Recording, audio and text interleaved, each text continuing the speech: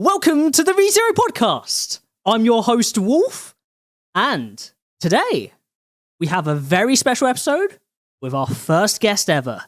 We'll be talking about psychology and his predictions and feelings. Please welcome culturists, also known as Ed, and my wonderful co-hosts, Palazard and Connor. Other way around. Yeah, Other way around. I really did brain freeze on that one. Wow. Connor and Gold. Oh, that's me. I'm Gold. Hello, everybody. With that very smooth start going on, let us go ahead and introduce our people that need more introductions than we do because we just messed ours up. Let's get a better introduction from our guest today. Hello, everyone. Guys, it's a pleasure to be here. I'm absolutely thrilled and excited to honestly go in deep and just talk about anything and everything. You guys already know I'm a psychologist. I love talking about the psychology of anime and video game characters and everything in between. And of course, ReZero has a very special place in my heart. It's the first show I actually took down and started analyzing when I didn't know how to work YouTube in general. So I'm super excited to be here. I'm excited to dive in deep and let's throw me your curveballs. I'm excited for it. You hear that, everybody? He's excited to go in deep. So let's start with some interesting questions. All right. So let's before we go before we do that, let's give me your entire history with ReZero. Yeah. Sure. The entire history sounds intimidating. We started with, hey, when did you start watching give me it? date by date. We need your logs. Sure. Let me go ahead and pull out my log real quick. Hold on. All right. First day, right, was October. No, I'm kidding. Actually, August 10th, 2020. No. So I really started getting into, for example, what led to ReZero was COVID hit. I'm just gonna be straight up with you. I was studying abroad. I had just started up my own business over in the Netherlands, and I was like, hey, you know what? I'm doing psychology over here, and COVID hit, and I can't connect with any of my friends anymore. And all of a sudden, it's like, well, what do I do with so much free time? It's not like I can go out and go into the public and, go to any of the bars or clubs or restaurants because everything's shut down. Which sucks when you're in the Netherlands. Yeah, because that's honestly like social life, if we're going to be honest about it, right? So I'm out there, and all of a sudden it comes to me, and I'm thinking about it, and I'm like, yo, you know what? I haven't seen a lot of people go into video games or talk about anime in general, right? Like the psychology of these characters, or actually try to go in as deep as possible and discuss it. At that time, forewarning, because this will be relevant later on, I had a shitty laptop. I had one of those $100, $200 laptops that you buy for school to just get you through school. And I was planning on upgrading in the future, but anyway, stuff happens. So there I am. I'm like, hey, so what do I do to it? And I'm talking to some of my friends who are doing like podcasts on like analysis of books or story crawls on certain elements, or, like, hey, you know what? We're going to go ahead and only do like end of life therapy, which I was already doing at that point. And I'm like, hey, guys, I really want to go ahead and explore this area of anime and the psychology in anime, because I see this trend where it's a lot of people my age and younger are reflecting their experiences based on the stories that are being told. You guys know what happened in the professional setting when I mentioned that? Guess. They either applauded you or laughed you out of the room. They laughed. They laughed at me. They were like, they were straight up about it. Like, yo, this is a stupid idea. Oh my God. They were like, who's going to want to watch someone talk about anime or video games and the psychology behind it? Why don't you do something more useful and like talk to some specialized populations? And it's like, you got to follow where the trends are going. Like, we use books as a way to connect with their clients. Why aren't we using anime or video games to connect with those clients as well? And they just laughed at me. They went and did their own things. I was all alone. And then my brother hit me. He's like, hey, there's this awesome anime that you should check out. And I was like, well, what anime should I start with? And lo and behold, he told me, you should start with ReZero. I'm pretty sure you're going to have a blast. And talking about end of life therapy, am I right? Dang it, you beat up to the joke. Right? I'm not going to lie, as he was formulating that joke, I was like, oh, I missed that one too. So was this your first anime, Ed, or were you kind of already in the sphere for it? So I had already seen previous animes as well, like Cowboy Bebop, of course, Corey in the house. No. Yes. Yes, but no, like I had seen some of the classic ones like Inuyasha, Naruto, whatever would come on in Adult Swim. A lot of people, I guess make this assumption that like they think because I'm a psychologist, I came from like I guess a middle income family. No, I actually came from like a very like paycheck to paycheck family. So it's only whatever came on Saturdays, like Adult Swim, that we were able to go ahead and watch. So during that time, it was pretty much Naruto, Inuyasha, the Boondocks, you name it. So whatever would come on during that time period for a little bit, that was my anime. Oh, and Dragon Ball Z, because if you live close to Mexico, every day after 3 p.m. or 4 p.m., you get 2 episodes of Dragon Ball Z, and it would always repeat after the Soul Saga. Once in a while, you would get the Buu Saga, but it's always the Cell and the Frieza Saga or the Namek Saga. I don't think it ever. I mean, if this was Toonami, it didn't even finish the Cell Saga. It got like to the hyperbolic time chamber, I think, and then the next episode, it's Raditz arrived on Earth again. Right. But like on the Mexican side, because it was like I guess like Mexican TV or like Spanish TV, and it would go through, it'd be like, all right, and Frieza's done, and all of a sudden it's like Gohan's about to freeze Cell, and it's like, whoa, what happened in this time skip? It was like skipping episodes to all the hype fights and then just like reworking it back in, and it was wild. I still remember it like coming home like after high school and being like, well, I guess here's another episode of Frieza for the 40th time. It's funny. That could all just be a continuous showing if it's only 40. I was going to say, it's funny. You see the huge like watch parties in Mexico for Dragon Ball and stuff like that. And yeah, you kind of see like you're talking about like the Toonami-esque like anime that they aired. In terms of like psychology, like those are a different tone than say ReZero completely. So when you were getting into it, what were you even really thinking that you were gonna like? How much do you think you're gonna be able to grasp onto? Or did you know there was a bunch of different tones and stuff like that? I knew that there was a bunch of different tones because another anime that I had seen was Death Note by that time. And I was like, okay, so the anime is more than just your shonen battle arc where we're going to scream into the mic for 10 minutes and overpower one another, right? Like there's actual depth to some of these shows that we can go ahead and go into. And interestingly enough, even though I said the joke like, about end of life therapy, I was doing end of life therapy when I was abroad, right? So going from this heavy theme of like doing some heavy therapy and some heavy, like having some heavy cases, to going into ReZero, it felt like for me, like a match made in heaven, essentially, where it's like, wait a minute, I'm doing this heavy stuff that takes a lot of clinical expertise and a lot of like personal drive to go ahead and like self-analyze and be okay with at the end of the day, to going into this show and being like, whoa, there's a lot in these shows. And I gained a lot of appreciation like through anime by doing it, Mm-hmm. Absolutely. Was this your first isekai then at that point? Yeah. This was okay. Unless you count Inuyasha as an isekai, but yes. That's a debate. It's time travel, but it goes to fantasy, so it's unclear. Like you could make the argument one way or the other, but yeah, I mean, this is your first like modern isekai then.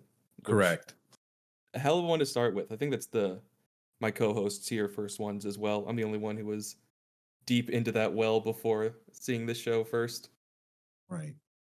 Well, like I guess if I were to ask you, what stood out about ReZero for you guys? I think it was Subaru as a protagonist. Immediately, that's the first thing that jumps out to me when I think about it. Just because with a lot of the few anime I had watched before ReZero, and even stories before that I'd read, I'd never really read watched such an interesting interpretation of a modern young man. Right.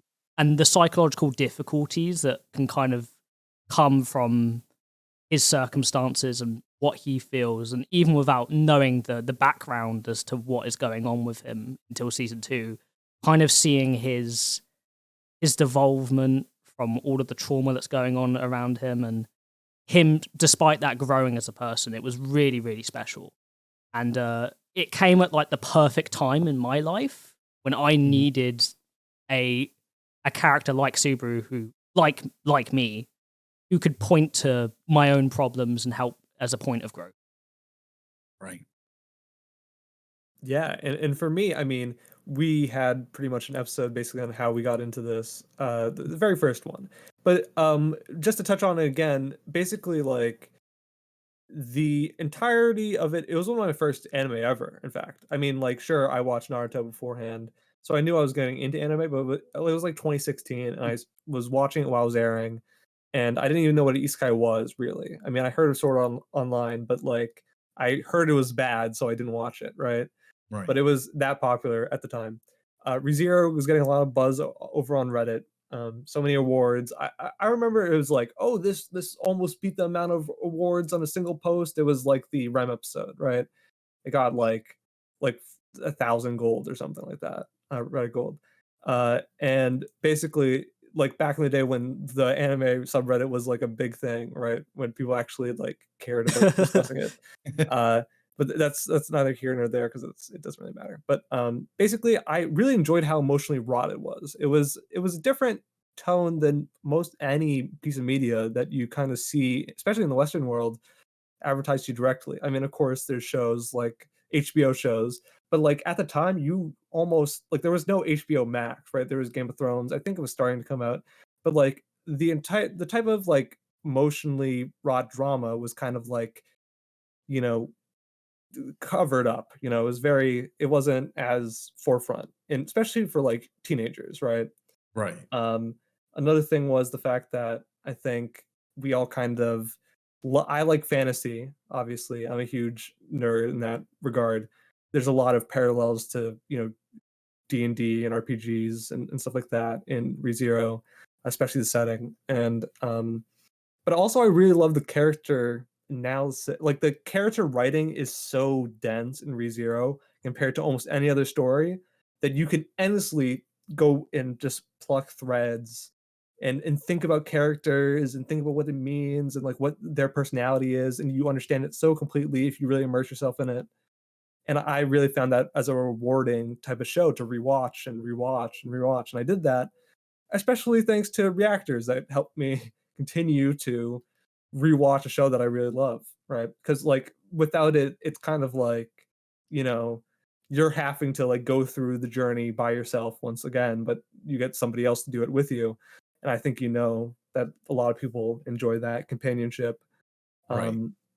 But yeah, especially in series that you really, really love, that's what ReZero did to me. And rewatch after rewatch, I got more and more out of it.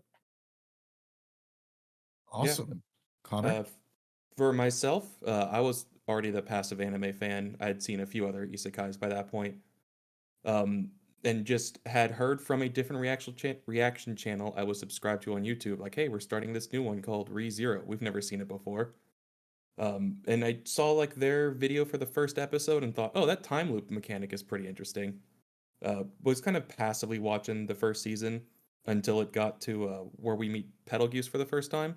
Right. And that caught my attention, like raptured focus from then on, which then leads to episode 18 of From Zero.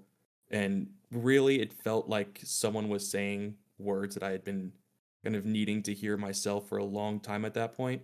Similar to what Wolf said, that Subaru was extremely relatable, and it was at the exact right moment of my life that I needed to hear exactly what was being said and kind of have it validated almost, and give me that outlook of, well, if he can do this and he's being brutally murdered over and over, then the stresses I'm dealing with are also able to be overcame, and just decided to do it.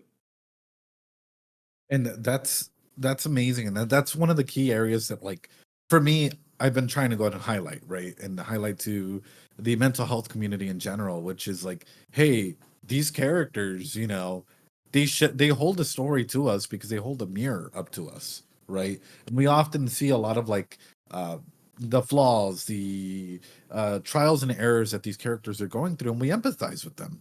And we also take some lessons away from what the characters are going through. Which brings me up to my next question. What specifically about this show, right? If we're going to go down into specifics, drove it home for you? Like, was like, you know what, this one defining moment, feature, character, whatever, is the key reason that made me go, Oh wow, that actually struck a chord with me. For mine, it was Rem, as I had just said. It was her speech to Subaru at that moment, Right. the kind of exactly where it needed to hear it, and then sort of a reiterated version of that with Beatrice later on in the next season. I think for me it was the same moment with Rem, but it was more the word Subaru was speaking about, of like how he felt empty and how he hasn't accomplished anything, and those thoughts and feelings were something that were very prevalent for me at the time, which I still struggle with sometimes now, but a lot better now thanks to the show a lot, I think. But I needed to hear someone say those words that I was feeling, because I didn't understand how to unwrap that or even begin to understand what I was feeling. And it really helped me understand how I felt about myself and how I could potentially grow, and then also use that as a keystone to understand that people can care about me even if I don't care about myself. And that was a big point of growth for me.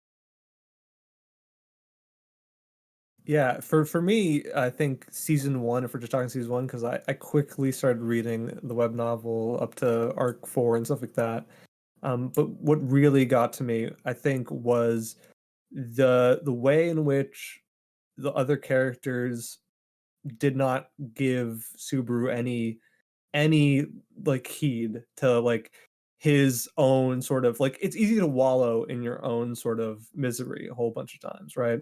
Right. But it takes a lot for characters in a story to point it out, all your flaws, right? And then have somebody be rebuilt better, right? That sort of idea of like some people acknowledging that, you know, the protagonist is not untouchable, in the same way that you imprint yourself on the protagonist and you try to act like you're untouchable. Right. And in reality, people do look and see your flaws, and you have to look at the reality and face it. And I think that's one of the most admirable things about the story, is the way in which characters face all their issues. You know, I Right. really appreciated that throughout the entirety of the first season. It was especially towards the latter half. It was all about that.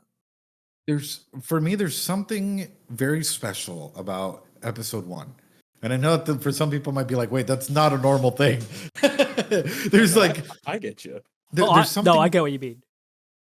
especially because you guys have to remember, for me, I'm anime only. I've only read like 1 or 2 chapters on stream, but aside from that, it's just been like nothing but anime only. And there's something special that caught my attention, and even to this day, I still get excitement thinking about it, right? And thinking about like how much intent was placed behind every shot in that first episode. Subaru's eyes lighting up the moment that he has the ability to escape into another world. That for me, or like, you know, the moment that he gets taken into the other world or whatever, that for me struck a chord, because it's like, how many of us are literally like, for example, if I were to ask you guys this, how many of you got like, how do you disassociate throughout the day?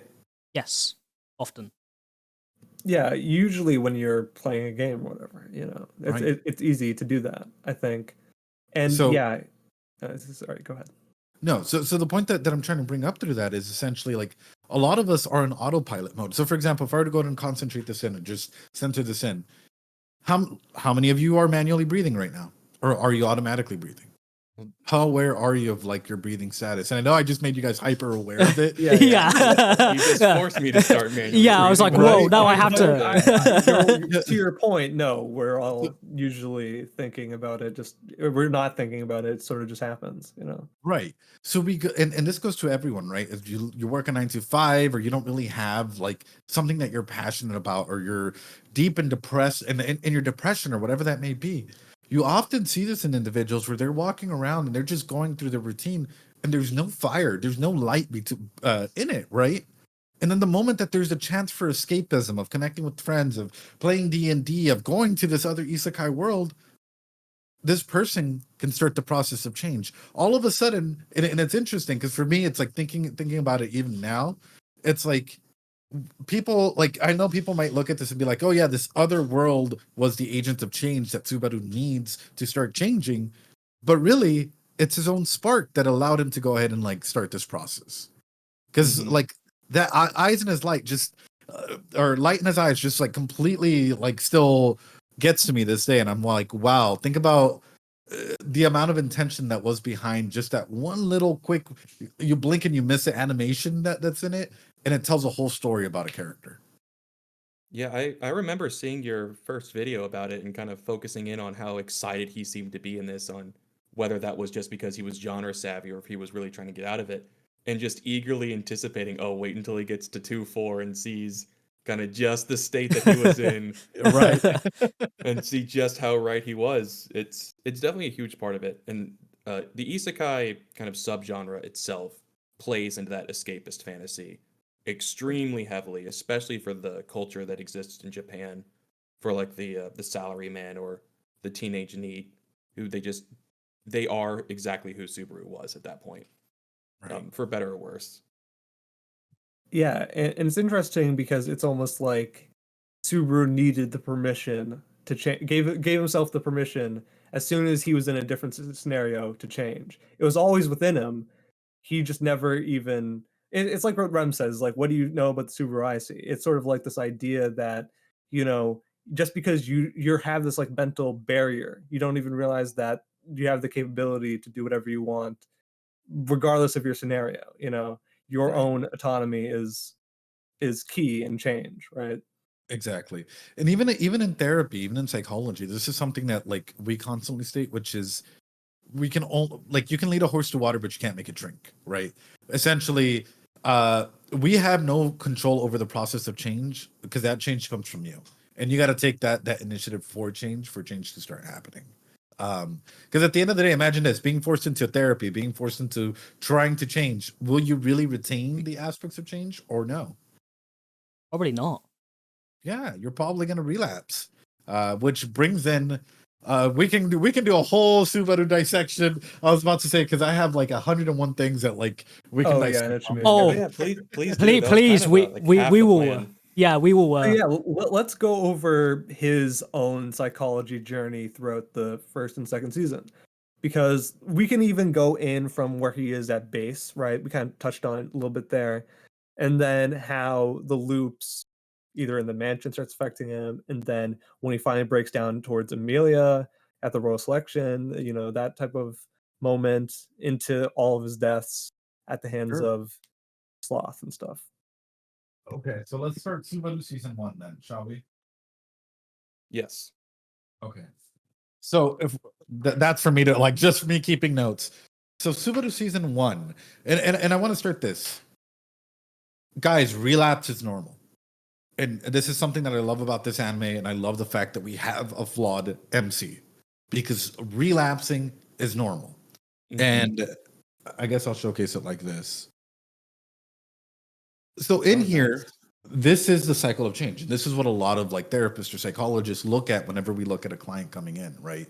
A lot of people come in when they're already like either thinking about it, contemplating, or they're in the pre-contemplation stage. I.e., you went to the doctors, you don't even know why, you just showed up there. You're not even actively thinking about the process of change, but you just drove there. Like, your body's telling you to go ahead and go there. Maybe you're looking up random things that like allude to that action, right? Your brain's already starting to go ahead and process what you need to start doing to start the process of change. What do we see in here, right? We see Subaru go through this cycle of change and relapse how many times? I think Let's 4 say times within 4, the yeah. first 2 seasons. There's like 4 primary points, I would think. Right. But I want to, and the key aspect that I want to highlight through this is in this cycle of change, you see action, they go all the way through, prepare, does the action, and then there's the maintenance. And maintenance is not automatically equal lasting exit, like a lot of people think it will. It means that you either maintain it, right, or you relapse. And what do we see like Subaru do a lot when it's being challenged? He relapses, right?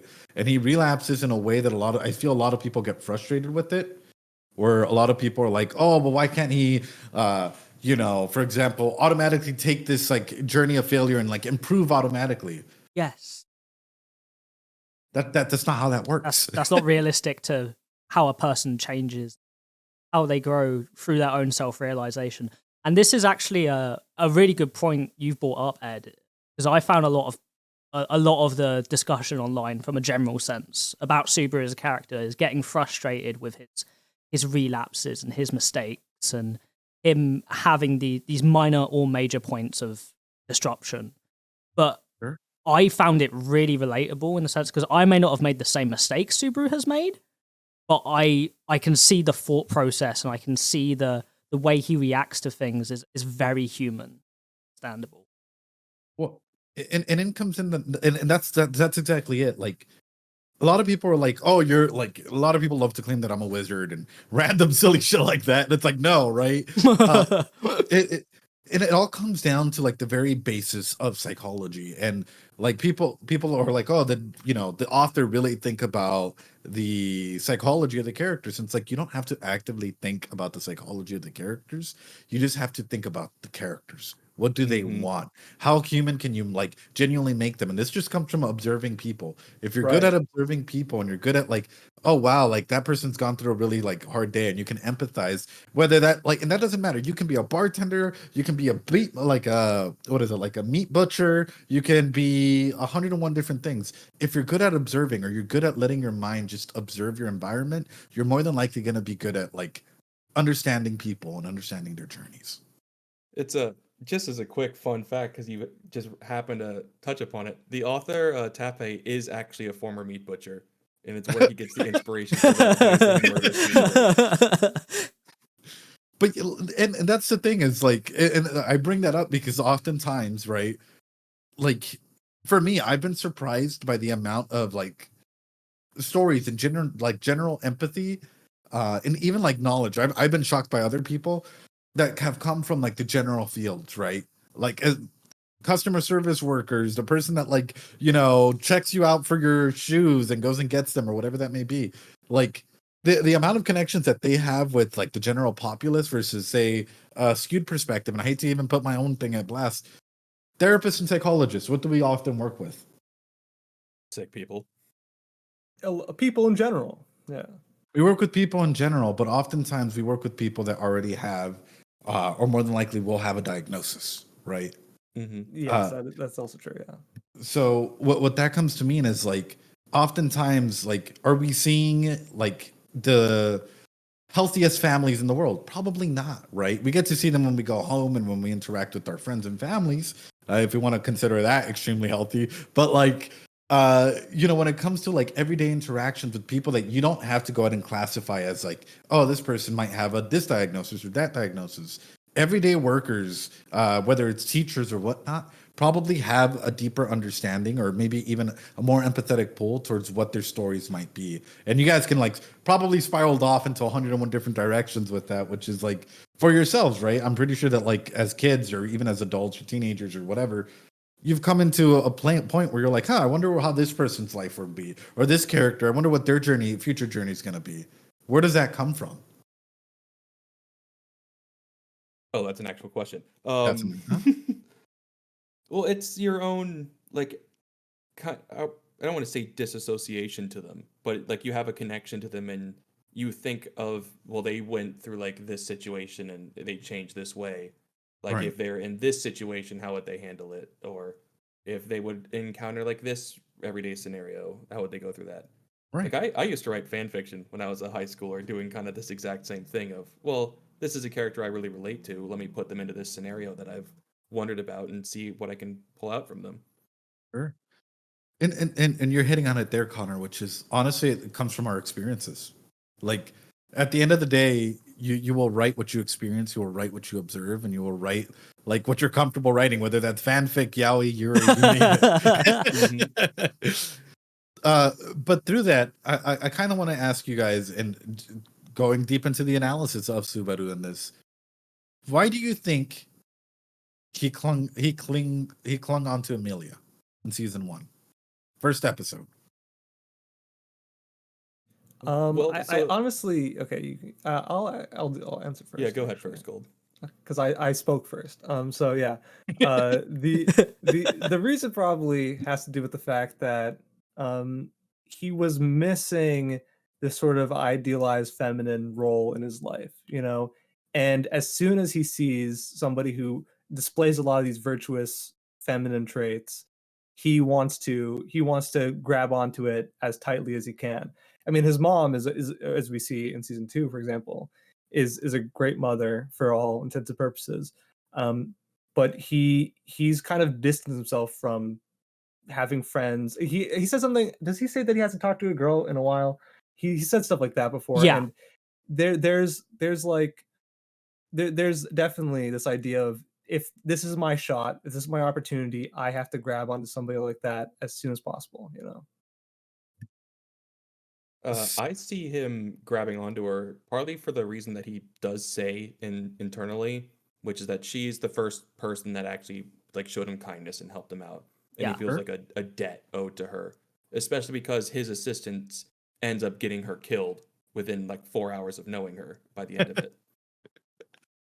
So Yeah. there's a feeling of guilt to it as part of it, and as Gold said, there is like an attachment. Like he's Oh. literally sitting there on the ground thinking, "Oh, it's time for the girl who summoned me here to come in and save the Yeah, day, and we're our gonna main fall in hero. love."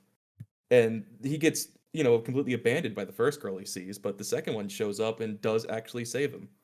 Right. I would I very agree. I very much agree with their interpretations, but I have kind of like this. Basically, a big thing Subaru talks about in episode 4 of season 2 is him not feeling like the expectations of other people, knowing that he is the son of his father, are matching to what he sees in himself, and it adds a sort of dichotomy in himself, and it gives him a lot of false feelings and a lot of imposter syndrome, golden child syndrome, that sort of essence of stuff. And when he meets Emilia, when he's already in this idealized fantasy situation he's wanted for himself, where it's a completely fresh start, and no one knows he's the son of Kenichi Natsuki, when he has someone that's just genuinely kind to him, that doesn't know this thing about him, like he could never possibly know that he is the son of this person, it probably speaks to him in such a deep way, because that is what he has wanted for literally like years at this point. That is the dream he has had as a person, is that touchstone to be hit, and it causes him to see Emilia in a more idealized light than what she actually is as a person, I think, at first. Sure. So, just using psychology, I'll point to 4 different things if you guys are okay with that. Oh yeah. Oh man. Yeah, I know, right? This is Maslow's hierarchy of needs, right? And Right. it's very simple to go ahead and analyze, which is, boom, Subaru gets transported to another world. What doesn't he have? A place to stay. Exactly. He can breathe at the moment, but does he have he has the little food bag that he took with him? Does he have a place to sleep? Probably not, right? Is he safe? Probably not, right? So who's like in this triangle of need? What is the first person that comes in a higher level and shows him some kind of kindness? Emilia. Emilia. So what do you do in a situation like this when you're lacking your safety and your physiological needs, and someone comes through like a shining light and gives you a hand? You attach yourself to them. Yeah, you gotta attach yourself to them. Right. So you end up creating a parataxic distortion, or you end up putting them on a pedestal. So parataxic distortion, just to break it down, because it's a fancy schmancy word that like is used to describe like putting someone on a literal pedestal, and nothing they do can be wrong, and everything that you do is in service of them, right? Like, oh, Wolfie, no, you're not doing anything wrong. Oh, Connor, no, I'm doing this for you. Why can't you understand? I'm doing this for you. I'm doing this in your name and your honor. I'm trying to protect you. I'm gonna be your white knight, right? So like literal knight, yeah. Yeah, like literally, like the moment that happens, it's because there's an imbalance in that, like, in your hierarchy of needs, in what you established through that. Which, Wolfie, you touched on the other aspect of things. What is his attachment style? If we were to look at this, what is Subaru's attachment style? He just transferred. You guys talked about it. He's been dealing with the dichotomy of expectations that were placed on him, right? So is he securely attached from his past life? No. And we know that from his relationship with his family, right? Mm-hmm. Does he tend to act out, struggle to communicate needs? Is he very sensitive about certain topics? Yeah. Yeah. And I has he been avoiding things in his past life? Yeah. Yeah. So he would probably be a mixture, an ambivalent or ambiguous relationship. So a mixture between anxious, avoidant, or even fearful, which is, you're dependent in your relationships and avoidant. You fear rejection. You have low self-esteem.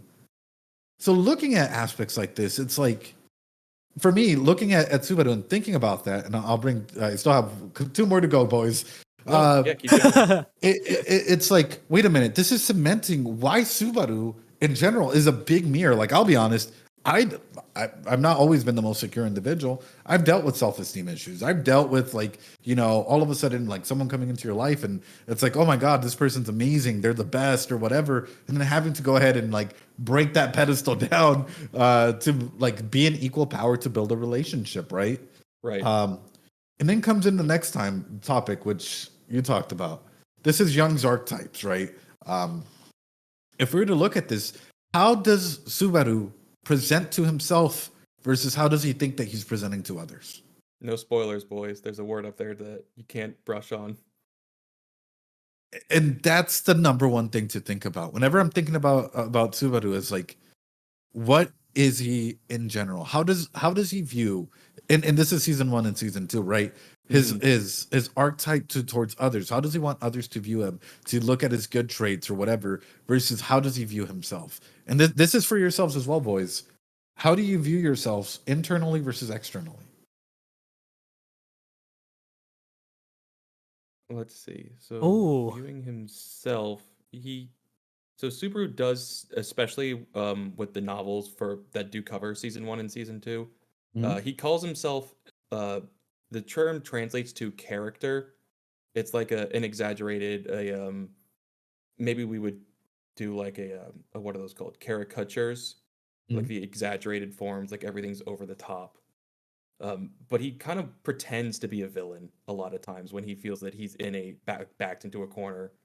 Sure. But obviously proclaims himself to be, oh, I'm Emilia's knight. I'm literally going to white knight her in front of literal white knights. I'm here to stand in front of her and be the best until he's not. And another interesting thing, of course, is he literally calls himself a clown. So I think Yeah. like him taking on this idea of like being the comic relief, like the jester, right? Like he does do that quite often, especially because feels like he has nothing else to give sometimes, right? Except for, especially in the first part of the arc, he just feels like he has to lift everybody's spirits, it Sure. kind of motivate them, that definitely is a thing. And he did that a lot when he was in his regular life, and he he kept on doing silly stunts that kind of got him in trouble a whole bunch. And Right. he never actually made any real friends. I think that was definitely definitely a big part of his outward personality.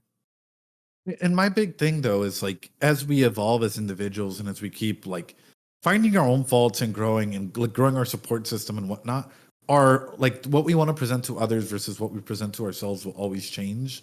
So for example, I can think of myself as like, oh yeah, I want to present as this knowledgeable person, this sage to others, but deep inside, I think I'm a bad person. I think that the actions that I'm taking to become this wizard or whatever, yes, I'm giving this awesome love and knowledge towards others and trying to go ahead and, like, save everyone, but at the same time, I might be my own worst hater on the opposite side of that, or I might go ahead and be an elitist. Some people out there, I don't relate to that at all. Yeah. Right. Not even a little bit. But, like, that's the main aspect of this, is whenever we're viewing some of these characters, I'm always thinking, like, does their internal monologue match their external presentation? And in Subaru's case, you often see a clash of that, and you often see that dichotomy, which comes from an anxious place, right? Of like, oh yes, I'm going to go ahead and try and put on this mask and present as this jester, this hero, this whatever, and inside he's over here, like, destroying himself, right? He's over here fighting himself. So it's super interesting to take that in. And last but not least, boys, I swear, otherwise we can literally stay here all night just talking about, like, oh yeah, let's We go can teach and a class about this, yeah. essentially. This is the last one. How old is Subaru in season 1? 17. Usually when this is Erickson's developmental theories, by the way. whenever we're looking at individuals in here, we think about what are they doing, right? And above. So how old they are and just one above. Who am I? Where am I going? Am I loved and wanted? The key things, important events that people during these age ranges from 12 to 40, social relationships and identity, and intimate relationships. Teens need to develop a sense of self and personal identity. Success leads to an ability to stay true to yourself, while failure leads to role confusion and a weak sense of self. And then young adults need to form intimate, loving relationships with other people. Success leads to strong relationships, while failure results in loneliness and isolation. This for me is one of the biggest draws as to why I think about, like, you know what? He might, like, just keep going and get up and fight and fight and fight and fight and fight. Because internally there's a fear that if we don't fight, we might just end up being that lonely, isolated individual that turns out to be a bad guy, and, like, in the future no one wants to be around, and you just destroy everything and everyone. Mm-hmm. That's definitely a big part of his character. And like, I think you've seen maybe Echidna's coverings of a couple of the like more egregious if stories where he just goes Right. way off the deep end because he doesn't form any true meaningful relationships, and either ends up recruiting people based on his own sort of power and like abusing the abilities that he's got, or just fully going on to the dark end and like grouping up with the same people that he would otherwise have been opposed against, of just how extreme that isolation and loneliness can really push him as a character. Absolutely. And seeing that, like, I think, what was it, Greed If? Yeah. Greed If is he takes Echidna's deal and Or like has to reset millions of times. Oh, Pride I and think so. Wrath are the 2 season 1 ones. Yeah, I remember, because it's one of those where he just completely went ballistic and destroys something. I had read Greed If and then another one, and then a chapter about him licking Priscilla's foot, which was something else altogether. Oh, that was in the anime. I think the chapter you covered was some of the cut content for Right. season 1 that we're expecting is going to show up in season 3. So we're not going to explicitly cover what that was. Though if you want to check out the Culturist channel, you can probably still find that pretty easily. It's probably out there somewhere. Do your digging, and you might find it. But yeah, Right. so yeah, that's definitely a lot of the things that Subaru is dealing with. All these struggles. In season 1, right? Season 2, we talked about it before. Some of the relapses that he goes through, his struggling for his identity. Kind of, there's actually a lot of interesting stuff that happens in season 2, and I know that you probably know this, especially with other characters as well. Do you have anything that you want to say about Subaru's journey with forming these relationships? Because we see him form more strong relationships with Otto, with Garfield, with Emilia, of course. Um, do you have any ideas about how those relationships were formed, and do you think that they're semi-complete in terms of like their healthiness, or do you think that there's interesting things that you're kind of looking out for in ways So, that these characters might relapse, or you know so my big thing is, I don't feel, number one, getting friends, getting a proper support structure is amazing, no matter what, right? Like, I will Right. never downplay that. I think one of the big reasons, like, that helps us out through our anxious moments, being depressed, whatever we might be going through, is actually having a group of friends that we can rely on or trust in and open up on. However, I guess this is where we got to talk about it. How deep are these connections, or how meaningful are they? Like, are they going to last? Or at some point, will you be sold out? Mm-hmm. Right. And Yeah. and that's a key thing to, like, conceptualize in, which is like, how do you rank these relationships that you care about? And even further, for example, Subaru and Emilia at the end of season 2, is that, or not even at the end of season, yeah, at the end of season 2, for you, is that a healthy relationship? No. not fully, because of the dynamic there being skewed, of course, still. Yeah. I Right. think it might be I mean, I can totally be in the wrong here. I think it's a little bit better than some people might give it credit for, because it is skewed, but it's skewed for both people in that they both have a power dynamic over the other in some regard. And just speaking from like what we know, that it's what goes forward with it, I think is the healthiest option that it could at the moment still. Before season 1, I would be like, oh hell no. That is like extremely toxic if we're gonna talk Yes. about like some of the attachments and Yeah. aspects. At the end of season 2, we can talk about the power dynamics in it. Is it wrong to have a power dynamic in a relationship? You can question it depending on the amount of power dynamics over one. I think the thing is a lot of people misjudge what power dynamics are a lot of the times, in which it shouldn't always be, it can never 100% be even all the time, right? Right. And it should ideally kind of go up and down on the level of who's leaning on who, who's giving more, who needs to step in and take some responsibility for another person at some times, because you'll never have a relationship that's 100% even at all points.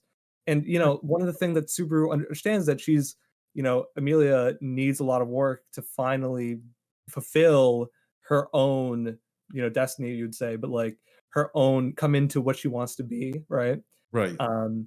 And he needs to work so hard to make sure that happens, right? Like you see how hard he works in season 2 and even in season 1 to make sure that she's alive, even to Right. to have this sort of life that he thinks that she can have, right? And yeah, it's difficult, but So I'm about to ask something that might be a little controversial, but I love the series. But I'm gonna ask. I'm gonna throw it out there just to get your guys' thoughts on it. Right? Is it, considering what's happened to Emilia so far and everything? Is Emilia at the proper mental age, developmentally speaking? Oh, No, absolutely not. Absolutely No. not. No. So, if we were to bring this IRL, how would you look at a relationship between Subaru and Emilia considering that? It would have a I- big power imbalance because of that Yes. level of mental development difference. Yes, Also, yeah. I think it's interesting because it's a fantastical element, of course, like the idea of this sort of like elf that has a body that looks almost older than you, right? And then Right. she's I think like 3-4 years younger than him, right? She Like in is terms of physically a few months older, still 17 at the start. But mentally she is 14 years old at the end of season 2 yeah. because of the time she lost in the ice. Well, even then comes in the question: when did she first have her big trauma, developmentally speaking? 6 years As a old, child. I think. Yeah. Look, one big thing that you'll often see as psychologist is, and I guess I'll put this in there. Does she struggle with feelings of inferiority versus fitting in with society? Yes. Yeah. Is the main question like, oh yeah, like how can I be good? Will I fit in? Type of things. Yes. Yeah. Okay, then mentally, according to this is the outcome. Children need to cope with new social and academic demands. Success leads to a sense of competence, while failure keeps resulting in a feelings of inferiority, leading on to future stages. So she might, and this is, in case you guys are wondering, just in case anybody tries to come at me, school age right here, Erickson's developmental theory. That's sort of where it's at, right? You can even like go up one or down one. Like we can keep identifying different stages that like Emilia might be having issues with. And this is not saying that people don't grow out of certain stages or people can't keep developing and growing some social skills and whatnot. It's just oftentimes we need to go ahead and like even put a band-aid on one of these stages so that we can start growing in other areas as well. So that's why I'm bringing this up, is like, is number one, is it a healthy dynamic to be in if the person that you're trying to like, go for or be in a relationship with isn't at the same level that you're at? And the thing is, right, a lot of the times people don't even recognize. I mean, like an age especially is super obvious for that Mhm. indicator, right? But a lot of times, I've had experiences where, people who are maybe a year older or younger than me, right? In terms of their maturity, in terms of their level, we're just like in completely different ball fields, you know. Yeah. Whether it's Yeah. from something that I've unpacked from their situation that I'm like, oh, that makes sense, you know, you're still dealing with X, Y, or Z issue, right? Right. Or like you have this family issue that's kind of preventing you from doing this, right? In a way, I think one of the genius of the difficulty of their relationship is the fact that Subaru imprinted on her so early before understanding who she actually was, right? Right. And I think his love for her is still genuine, despite like the disparity there, right? But it really begs like an interesting question, like when will she be ready to actually have an actual relationship with Subaru? Because that's something that the series itself is questioning the audience and him, right? Yeah. It's like he realized in the end of season 2, like it's not going to happen yet, like it can't, right? But And Okay. I think it's kind of interesting because he always uses that as a point of growth for Emilia too. He lets her know that he is willing to wait if she wants him, but she doesn't have to choose him. It's that like choice of giving her a foundational strength to let her grow. Right. Yeah, I think one of his lines at the end of 1 is like, "I'm ready to hear when you've like made that decision, and I'm hoping it's me," which I think is obviously a fair thing for him to hope as he's Yeah. lying there almost dead and on the ground. So in comes in, well, I guess my big regard, because number one, do I really like? Am I really like, oh, Subaru and Emilia getting together? No, absolutely not. I'm all for it, But these are I important just- questions to think about. and it's important questions to just ask yourself and ask others around, because for example, I think we've all been in a relationship or with friendships, right, where developmentally, like, they're like, oh, you're still struggling from something that happened like years ago, right? And it's like, Yeah.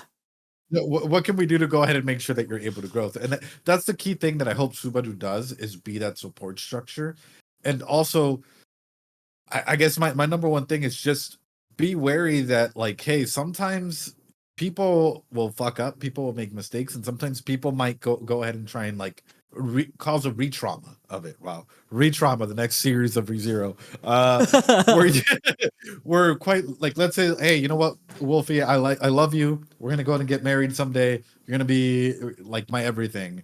Out of nowhere, Connor comes through with an RKO, and now I'm traumatized, right? Like now all of a sudden there's that trauma of like, wait, anytime that I see Wolfie, I'm thinking that Connor might just pop out of the air and just grab you and take you down. And that's the key element that I'm afraid of for Subaru, is like, how is he able to go ahead and break down this, like, any traumatic nature that may come future orientation or past wise as he grows older? Because as you grow older and as you start stagnating, I hate to put it this way, we all grow old and we all start thinking about our younger years. How's he going to process that trauma internally? exactly, there's a lot of piling on of issues that, you know, you've seen throughout his journey, right?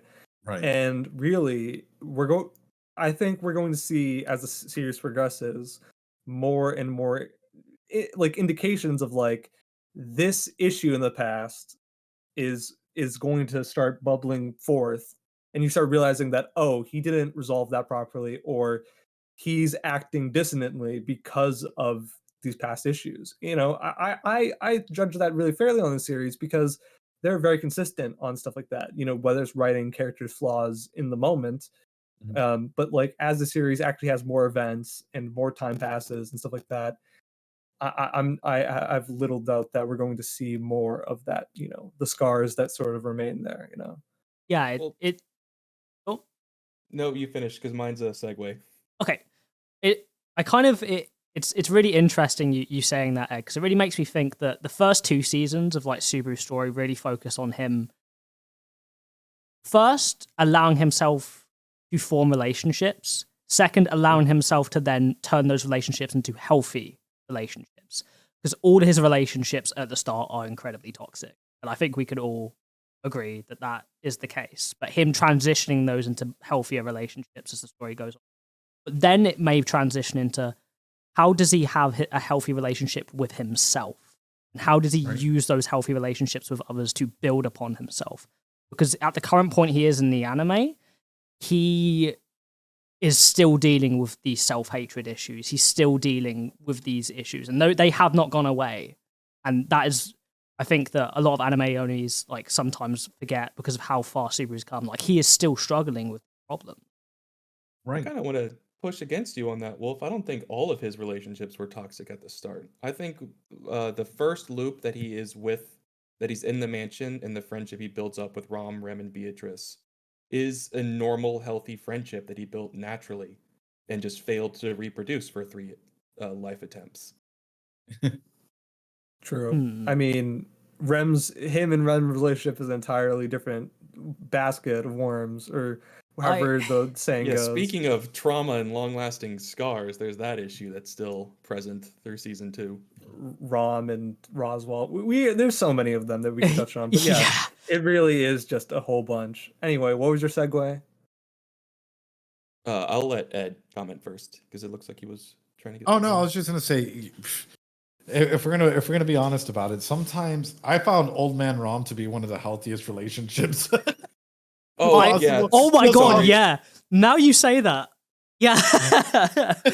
He was just very upfront, just like an everyday dude you might run into. But no, aside from that, I think you guys are absolutely right. And that's the thing is, we all don't just start our relationships or our attachments magically and they're super duper healthy. Sometimes we start off a little unhealthy and we grow from there, right? And that's sort of what comes to mind for me as well, which is for Subaru. I just think that like overall it's a series that needs to a lot of teenagers need to go ahead and see, a lot of adults need to go ahead and see and understand like, hey, this is the importance of relationships and it's okay to have flaws and relapses and be able to do 1,001 things from. I will say though, I love Ram. I don't even get me Yes. started. Yes. Yes. Yeah. You None are a of us man don't of like culture. I play her in Ram the is live peak. reads. She's best. I love her. Ram is best girl. Yeah, it's very yeah, we love Ram here, and don't let anybody else know that we love her more than Ram. Okay, I won't go. I'm the one We won't that go to that go territory far. for Connor, but Ram is just an amazing. Like, I would love to be friends with a person like Ram in real. Right. She's that type of character where genuinely I would be like, yo, I would be friends with this person. Because I think she's the most honest, so you can level with her. It's not like you're never thinking to yourself, what is she thinking? She'll tell you. Like, is she conniving behind the scenes? No, she's not. She's going to meet. If you can't meet her where she's at, she will just not be friends with you, obviously. But Right. there's like, when you show that you're kind of on the level, she'll be like, okay, I understand where you stand. Let's do this. And for me, that stood out. Like in a world where you have a bunch of characters that are like, "Oh no," like like you're very shy about Right. opening up and whatnot, and you have someone that can just shoot the shit and be like, "Dude," or like be sarcastic with you, and at the same time just be real. Yes, A character exactly. stands out. Yeah. Yeah, it's that element of being able to joke around and have fun, but also have serious discussion and relevant stuff. Because for a lot of characters, they're kind of stuck 90% in one, and Right. find it hard to transition to the other. Whereas Ram has that healthy level of adjustment to be able to have a serious emotional conversation when needed, but also cheer someone up by joking around. Wait, hold on, boys. I think I have a Ram figurine somewhere in my closet. Oh, This is very crucial. It was the bunny one, but I'm afraid of going in there because then everything's gonna fall out. You two were dead on the floor, crushed by anime Essentially. figurines. Yes. Sorry. Before I'd said I call her Rom. It's just the little things for that. But with her, there's a level that is honestly also reflected in her abilities of being able to see the forest around her and literally cut directly to what's in front of her. That's reflected in who she is as the character. Where aside from her, is Stockholm syndrome like still a And the understood thing for that? And the DSM-5, so it would fall mostly under other categories. There's no F code for or like diagnosis code for Stockholm syndrome. It's just what we would go ahead and start like referencing towards a lot of like a list of diagnoses combined, essentially. Right. A So layman's aside from understanding kind of it, yeah. Yeah. yeah. Aside from that aspect to her, she's like very understanding and is able to see kind of everything that's going on around her, understand the situation like very clearly. And it just seems rather unbothered by things 90% of the time. And with someone like Subaru, who's frustrated and bothered by every single thing that goes on around him, then if anything goes wrong, he hyper focuses on it. Having that character there to, sometimes shove a steaming hot potato in his face so he doesn't make a fool of himself. Right. It's a necessary foil to it for a lot of the scenes. Yeah. You know what I love about Ram though? She's gone through so much trauma, and yet you never see her outwardly like hate on Rem or go ahead and have all this anger or all this emotion that comes out on her sister. In fact, she loves and cares for her still. Despite her losing one of her what would be considered like a crucial developmental aspect. Yeah, it's literally a limb that she requires daily medicine in quotes to compensate for. I think the furthest she goes with criticizing Rem is calling her analog in the Two Ogres story stupid for needing this attention from people. Right. Well, but again, that's why I'm like, if we were to take Ram and we're like, you know what, in real life, how would she be as a person? That's a phenomenal sibling. That is someone that has gone through a lot of shit, has gone through some trauma, and still cares and loves for their sibling like no tomorrow, and would go to the ends of the world for them. And that's why Rem always plays defense for Ram, because her personality seems thorny. But like the thing is, even in the situation in which she has this quote unquote Stockholm syndrome, the way that she acts towards Roswell is still very she's trying to break through and help him out with his own issues. Like there's a lot to be said about her emotional analysis and maturity and the way that she handles situations, almost the best out of almost anybody in the series besides maybe Krush. Sure. Yeah. But yeah, literally, yeah. I think she's probably, in that sense, probably one of the best female role models in the series for Subaru. I think because she plays that older sister role for him really well. She has that level of empathy where she's there for him, and she always joke around with him and make him feel better. But she has that ability to also say, okay, that is enough. You've done wrong. You're not like the most evil person on planet Earth. Deal with it. You fucked up. You can do it. Yeah, he even calls her big sister as well. Yeah. As soon as he starts working there. And so through she kind of, I guess, brings to me like the traits that I would admire in a person in general, like that confidence, but that ability to be empathetic and that, like as you said, Ed, to deal with her own trauma, but not put it on others. Right. Well, through that comes in my next question. Then, whose relationship is more fucked up? Her relationship. Sorry if I curse. I don't know if you guys allow cursing. You guys. Can bleep you it out. curse as much as you want. I'm a We got the British. first 10 minutes in. We're fuck good. Yeah. So, is her relationship with Roswell more fucked up than Roswell's relationship with Echidna? I would say yes, personally. Yeah, I feel like Rams. Yeah. Yeah, I feel like Roswell's relationship with Echidna started off weird and uncomfortable and just literally gross. But the Roswell we see at the end of the Sanctuary flashback is one who's leading the town alongside of her. At this point, is like the greatest magician physically in the land, is trusted to go and handle this threat that only Echidna is really able to do so, and is eventually able to perform what even she wasn't able to do on his own. Like there is a balance there that he becomes obsessive with in a pool of grief that he doesn't know how to get out of himself. Yeah, I was about to say a lot of his relationship is one-sided. That was already there, the sort of like seed that was planted. He even admits it, is like, well, it was the seed that's been planted in me and I haven't been able to get rid of it for 400 years, It really is the fact that like that interaction was the last thing that he had to hold on to. I think, of course, Echidna's manipulations and subtle, ministrations is always is one of the most interesting aspects of her character. 100%. The way that she does it is so deft. She doesn't always do it super like out in the open. It's always just little things that she plans.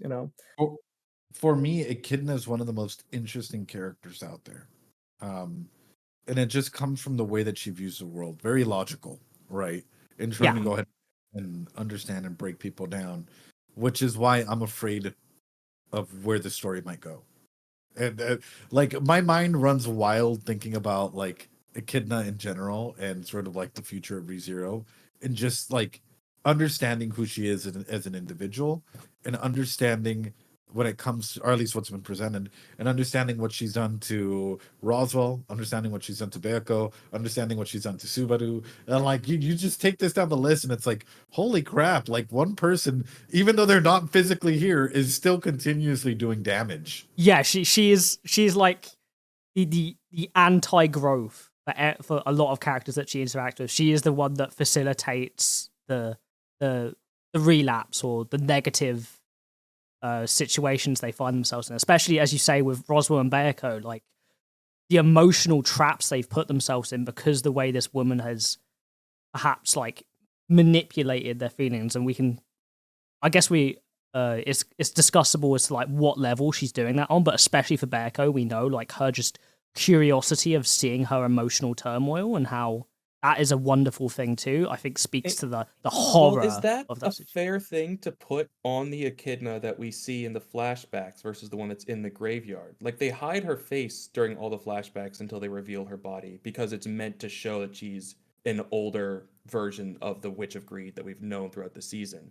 The Echidna that Subaru and Emilia meet in season 2 isn't necessarily at the same level of even development or character growth herself as the one that Beatrice and almost said something there that Beatrice calls mom, that Roswell attaches to, is not the same existence. Like even Roswell makes that corrections. Like it's not the Witch of Greed, it's Echidna. Like don't refer to her that way. That I there guess is a difference because she says like I want you to stay here and give this library to a person that you trust. For now, we'll call them that person. It's very different from how Echidna in the graveyard says, So I just wanted to see what would happen eventually. I have a question for Jan. If this goes into spoiler territory, feel free to go ahead and just be like, spoilers. No, we're not going to touch it. And this comes from a genuine space, right? Because ever since I first heard about the library and all of this, came into my mind. Is that the only library? Like the only library, or Now that you've gone that route, now all of a sudden my well, no. So like, are you meaning like, is this the only like collection of books in the world, or is this the only quote No, like forbidden library? kind of like a forbidden library, yeah. I think it is. As far as we know, it's just the space that Beatrice was able to move around, where she basically moved all the books from the sanctuary to the mansion. Is there other collections of like guarded by a great spirit? Is what you're asking? Yeah. Or Oh, like you mean or other realms of knowledge that Echidna has trapped some in the world? Is what you're trying to ask? yeah, or essentially, you're hitting on all the points there. Yeah. Golden Dick. Right. I mean, we know that she has a lot of interest in cultivating knowledge around the world. She also has interest in a bunch of artifacts that we see kind of seated in. Yeah. Did you, Ed, during when you were watching, pick up on some of the clues that were presented during the memory snow, or not the memory snow, the Frozen Bond OVA, and like some of the relationships with people associated to Echidna? I don't want to say it out loud if you didn't pick this up. I'm gonna have to go back and rewatch, but I'm gonna be straight up with you. It's been a couple of Yeah. years. basically he's asking like Betty her interactions with people there, like it hints a bit more about a relationship with Echidna, so if you rewatch that you might get more out of it. Yeah. There's one that I don't know if this is actually a spoiler to say or not. I don't think it is personally. With I'll just let it go. It's probably best just to err on the safe side for this. Yeah. But I guess in that You're essence, teasing him I wouldn't too say much. there's. You're teasing him too much. Yeah. I wouldn't say to answer your question that there is another library, but I would say that Echidna has definitely done similar stuff to other people.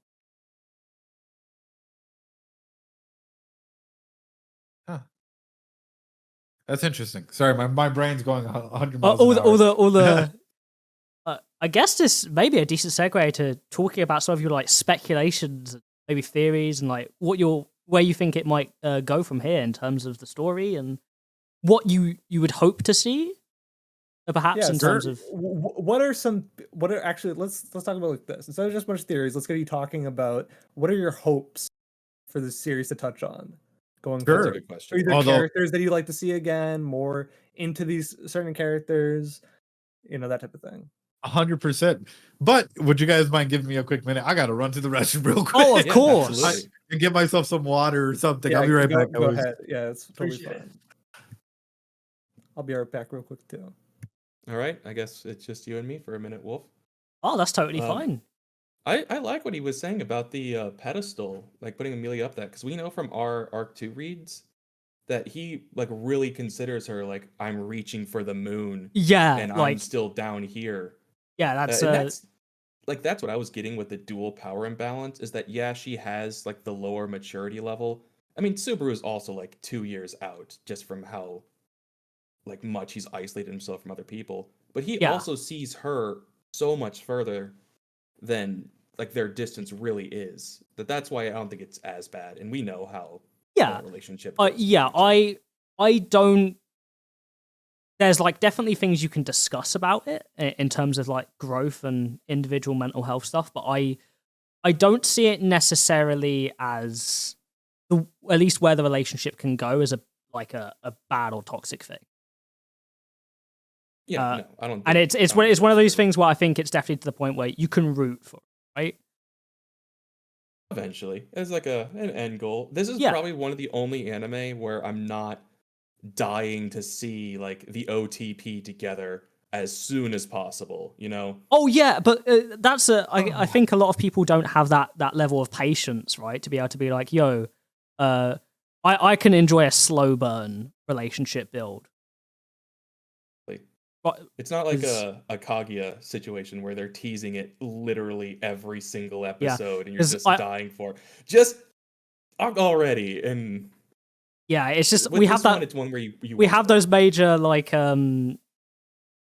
issues in a lot of stories with romance or stories that even focus on romance, where it's either one or the other. Where it's either one, they just drag out the relationship building for too long and you never get to see them have that relationship, so it feels unsatisfying. Or two, they're immediately into it and you don't get to see their relationship build into a point where it'd be satisfactory. I think the perfect balance is needed for a really good written romance.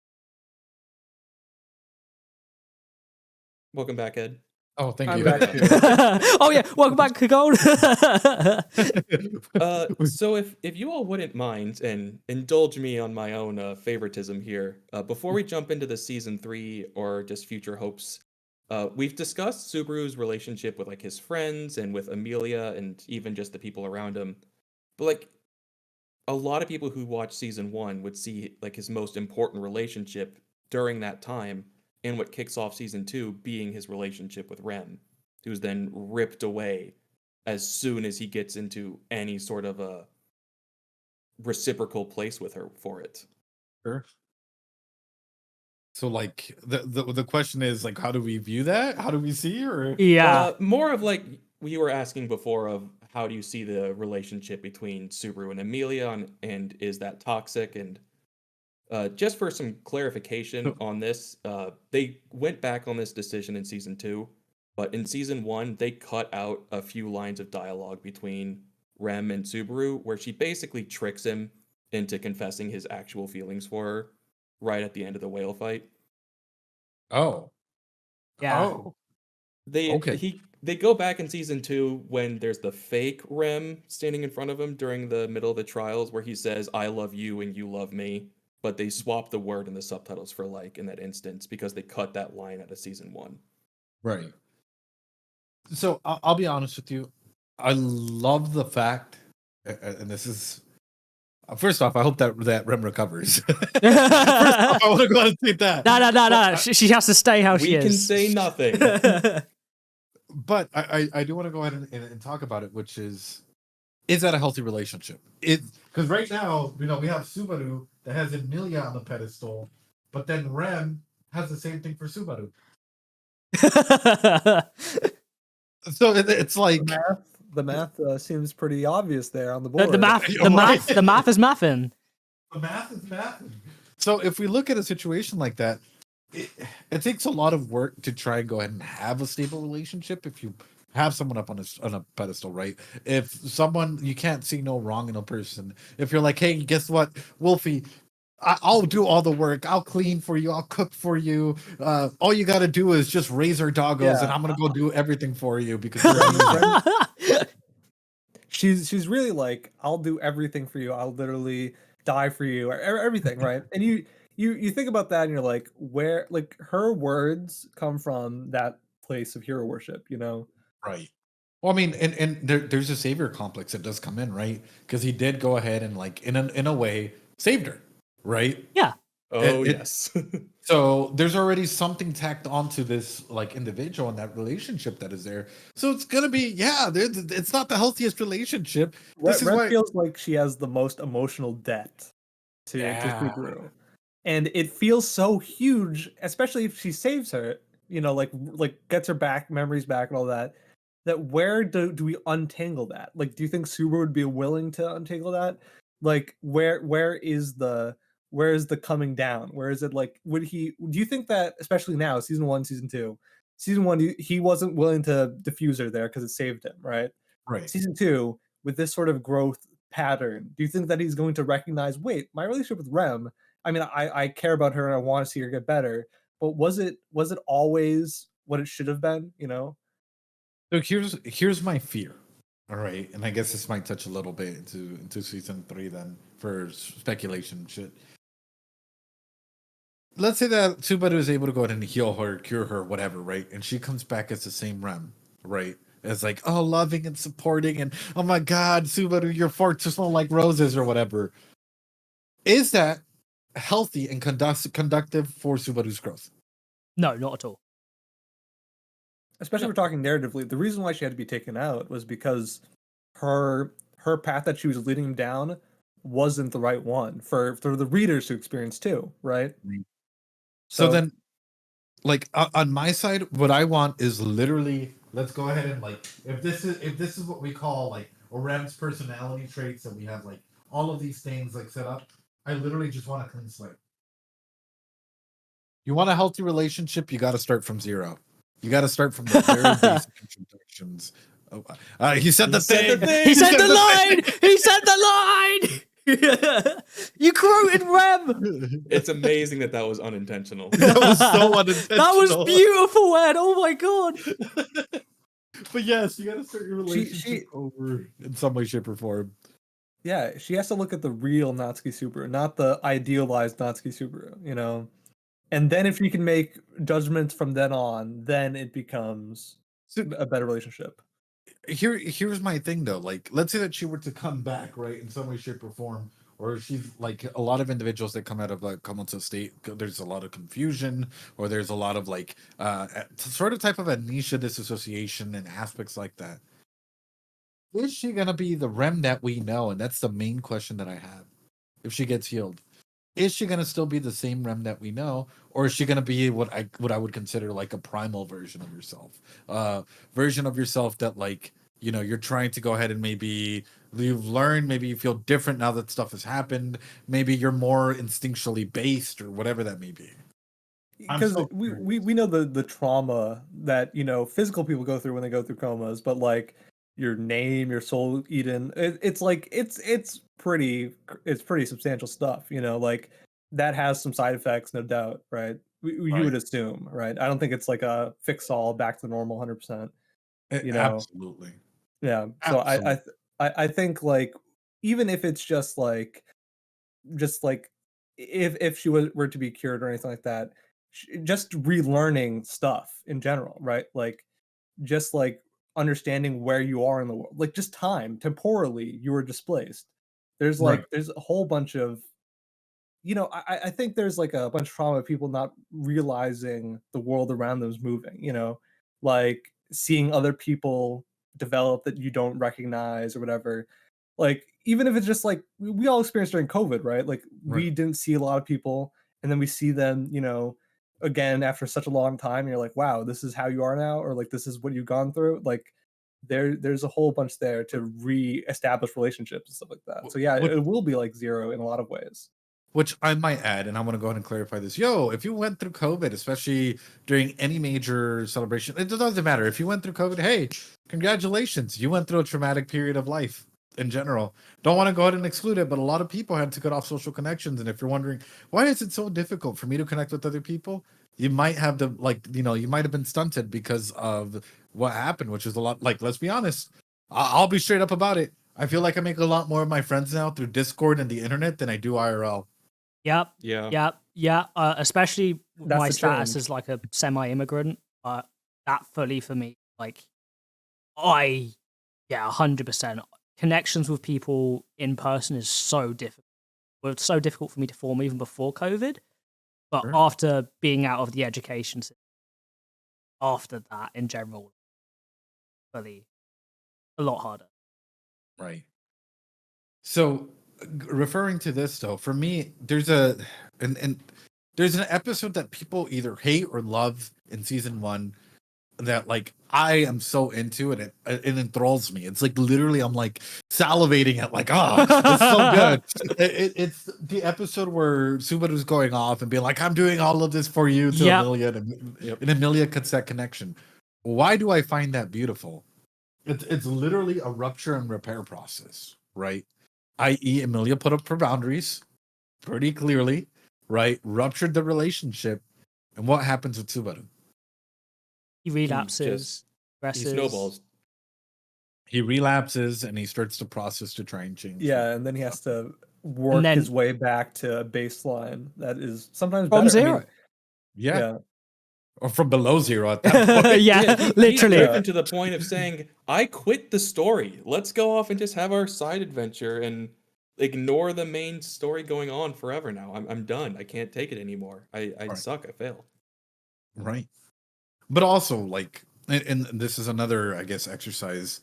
There's an aspect of narrative psychology that, like, the words that we use define how we view the world, right? So, for example, if I'm talking and you hear me say a lot of like eyes, right? Like, I feel this, and you know that I'm probably tuning a lot of myself emotionally to what's happening in the world. With Subaru, though, something comes into perspective, which is in his narrative or in the narrative that we're seeing. How does the main timeline look like? Because we're seeing all of these like relapses and these cycles. But if you were to put a main version of like mainline Subaru, how does he look like to the world around him? He looks Oh, crazy. I've seen a crazy video that was doing this exact thing where it was all these scenes playing out the final loop version. Yeah. Uh-huh. Where it's literally moments where he's just talking like with say the Appa salesman just perfectly fine, and then out of nowhere he just drops to his knees, grabs Rem in a panic, and sprints off into the distance. Like he looks like he just either has psychotic breaks every month or so, Right. or in some cases like he just has heart attacks or panic attacks out of nowhere. Right. Yeah. And so highlighting that, if you were a random person around Subaru, would you trust them? Oh, probably not.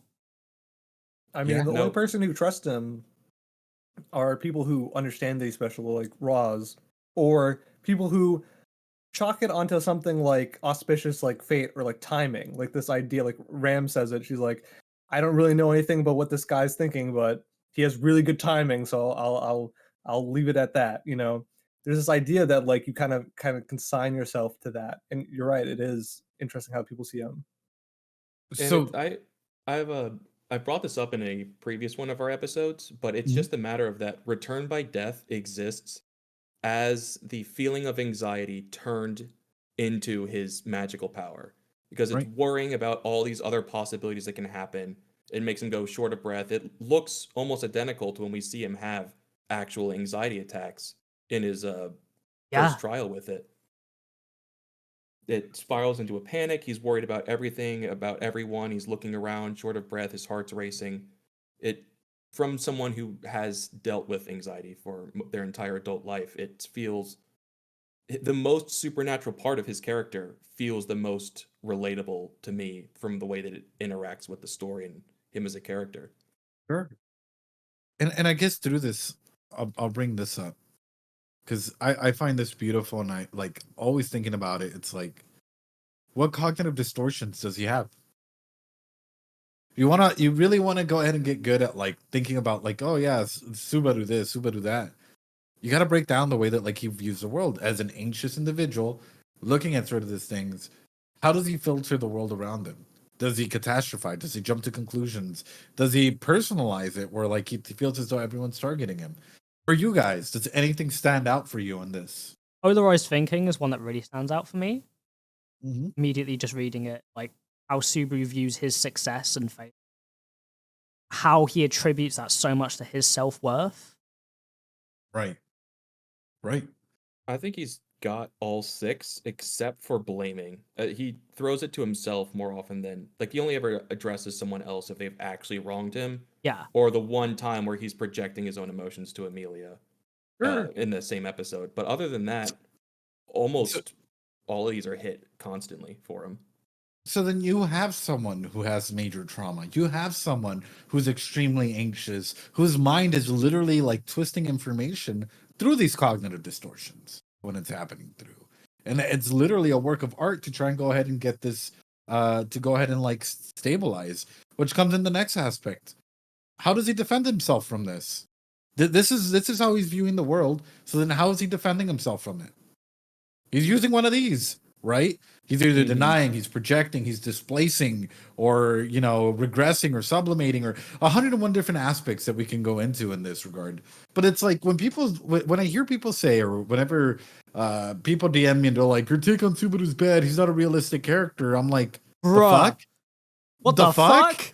Yeah, I've literally I've had random DMs and people just randomly coming onto stream or commentating on old videos and being like, Subaru's not like a realistic person or whatnot. And it's like, you sure about that? Because everything that like these characters show so far have semblances or actually touch on very real concepts and very real things. Mm-hmm. And I think one of the beauty of ReZero is definitely the fact that all the characters have their own personal struggles that are very illustrative of real observed behaviors, Right.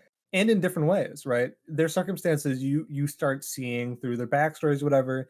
And it's like, for example, Garf, especially like that is very clear in season 2. You get his entirety of like his deal, right? Right. A lot of characters in ReZero, you don't get their entire deal yet, but like because it's a mystery sometimes, right? But even in that mysterious circumstances, the result is so like lifelike to people that you might know, and I think that's one of the, even in this fantasy world that Subaru's in, these characters feel tangible to actual people to the point where it's like it's more real than his dissociations or his, the way that he was treating people before in his past life.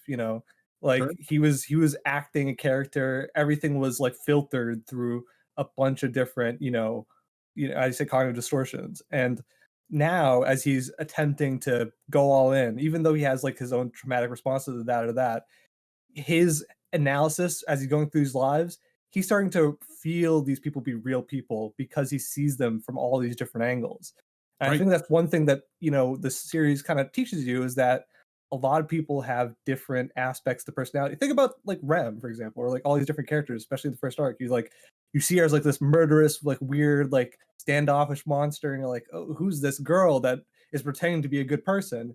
And they realize that no, she is a good person. She just has her own issues, that she's like deluding herself into thinking that he's, from the witch cult and all this stuff. And it all comes down to her own personal issues. And I think that's one of the beauties of the series, is that a lot of series don't touch on the flaws and the different, lenses to see characters through or people through. And I think Right. it gives you a better sense of reality through it. So, for example, one thing that for me stands out about this show is every character is flawed. Yes. Every character, Every single is character. flawed.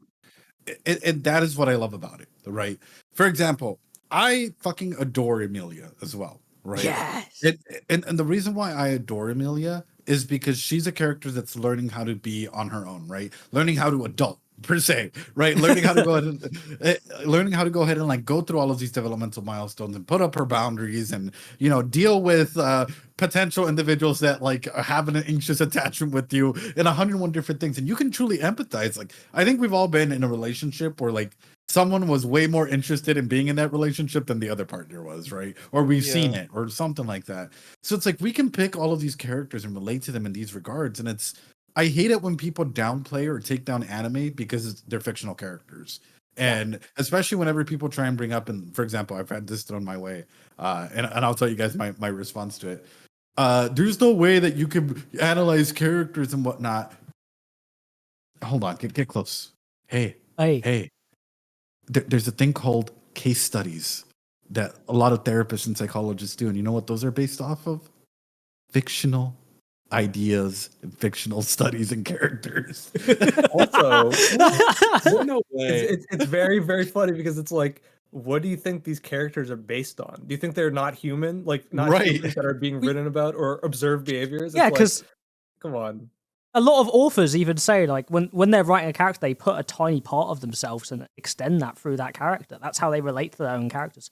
In that sense, there is a human part to that character. Whether they are not real or not, there is human extensions to that.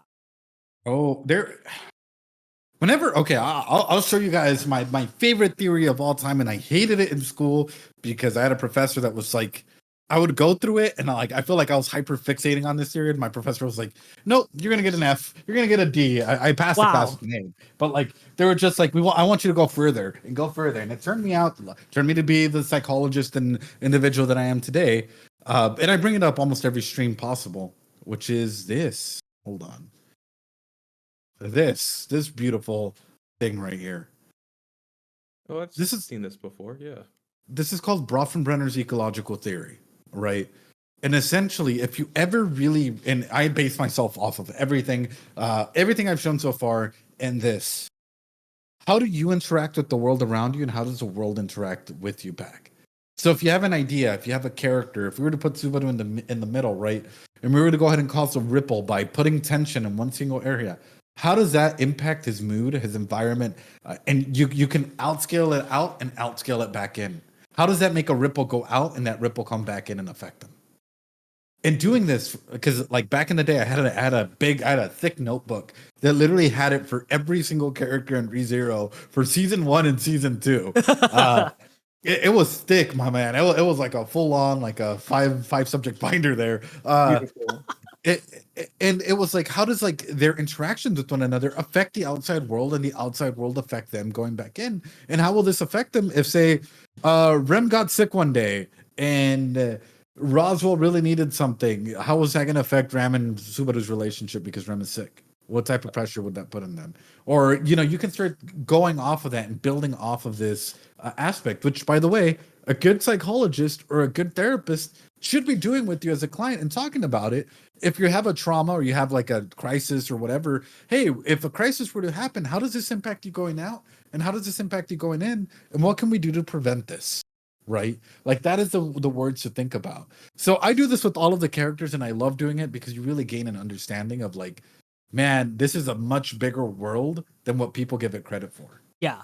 It is, yes. It's that idea of that everything affects everything. Like, not only do the characters' actions affect themselves and how that would affect other parts of themselves and how they treat others, then that also reflects on them and changes them too, but that also bounces to other characters. It's like a web, and it's constantly growing and changing, and the author does an amazing job of taking that all into account. And there is no like kind of like this writing idea of that some story, what makes a story bad can be chaff, like a scene that doesn't have purpose, whether that be to grow a character's relationships or push the plot. ReZero does a really good job of making sure there is no chaff with story work. Like everything matters. Mm-hmm. So I guess in comes in speculation for season 3, right? Cool. Yes. Because that's sort of where you're heading into. I know I've talked there's a grief wheel, there's 1,001 other aspects that we can touch on. But I think getting a good semblance out of like the theories and the psychological background that we've shown so far, do you guys have a good feeling for like how I've come to understand some of these characters so far. Yes. Yeah, Very, Yes. very 100%. deeply. Yes. You, Okay, cool. You have Like, a very. I won't say what you've touched on some stuff that you've earned your nickname. Honestly, Yeah. you've definitely earned it. Oh, thank you. But I'm like, for season 3, there's a couple of things that I'm kind of hoping for. Of course, I'm gonna be wrong. I'm more wrong than I am right, but I feel like sometimes people gravitate towards the right and they're like, yes, this cements it. Although for Oshinoko, real quick little segue, apparently I predicted something that the manga happened to do later on. I don't know. I've just been flooded with DMs being Yeah, like, I know. I have an idea what you're talking about. Yeah. the people were literally just like, you got it right, you got something right, and I was like, oh, what the fuck. But anyway, the one thing I want to go ahead and see for season 3 is this, and it's based on this cycle of change. Seeing Subaru for season 3, one of the big aspects that I'm kind of want to see in this thing is maintenance. I want to see him stay in maintenance and not go into relapse. By that, I don't mean emotionally go into relapse. I mean, it feels as though season 2 already highlighted an aspect of his power or power dynamic in general.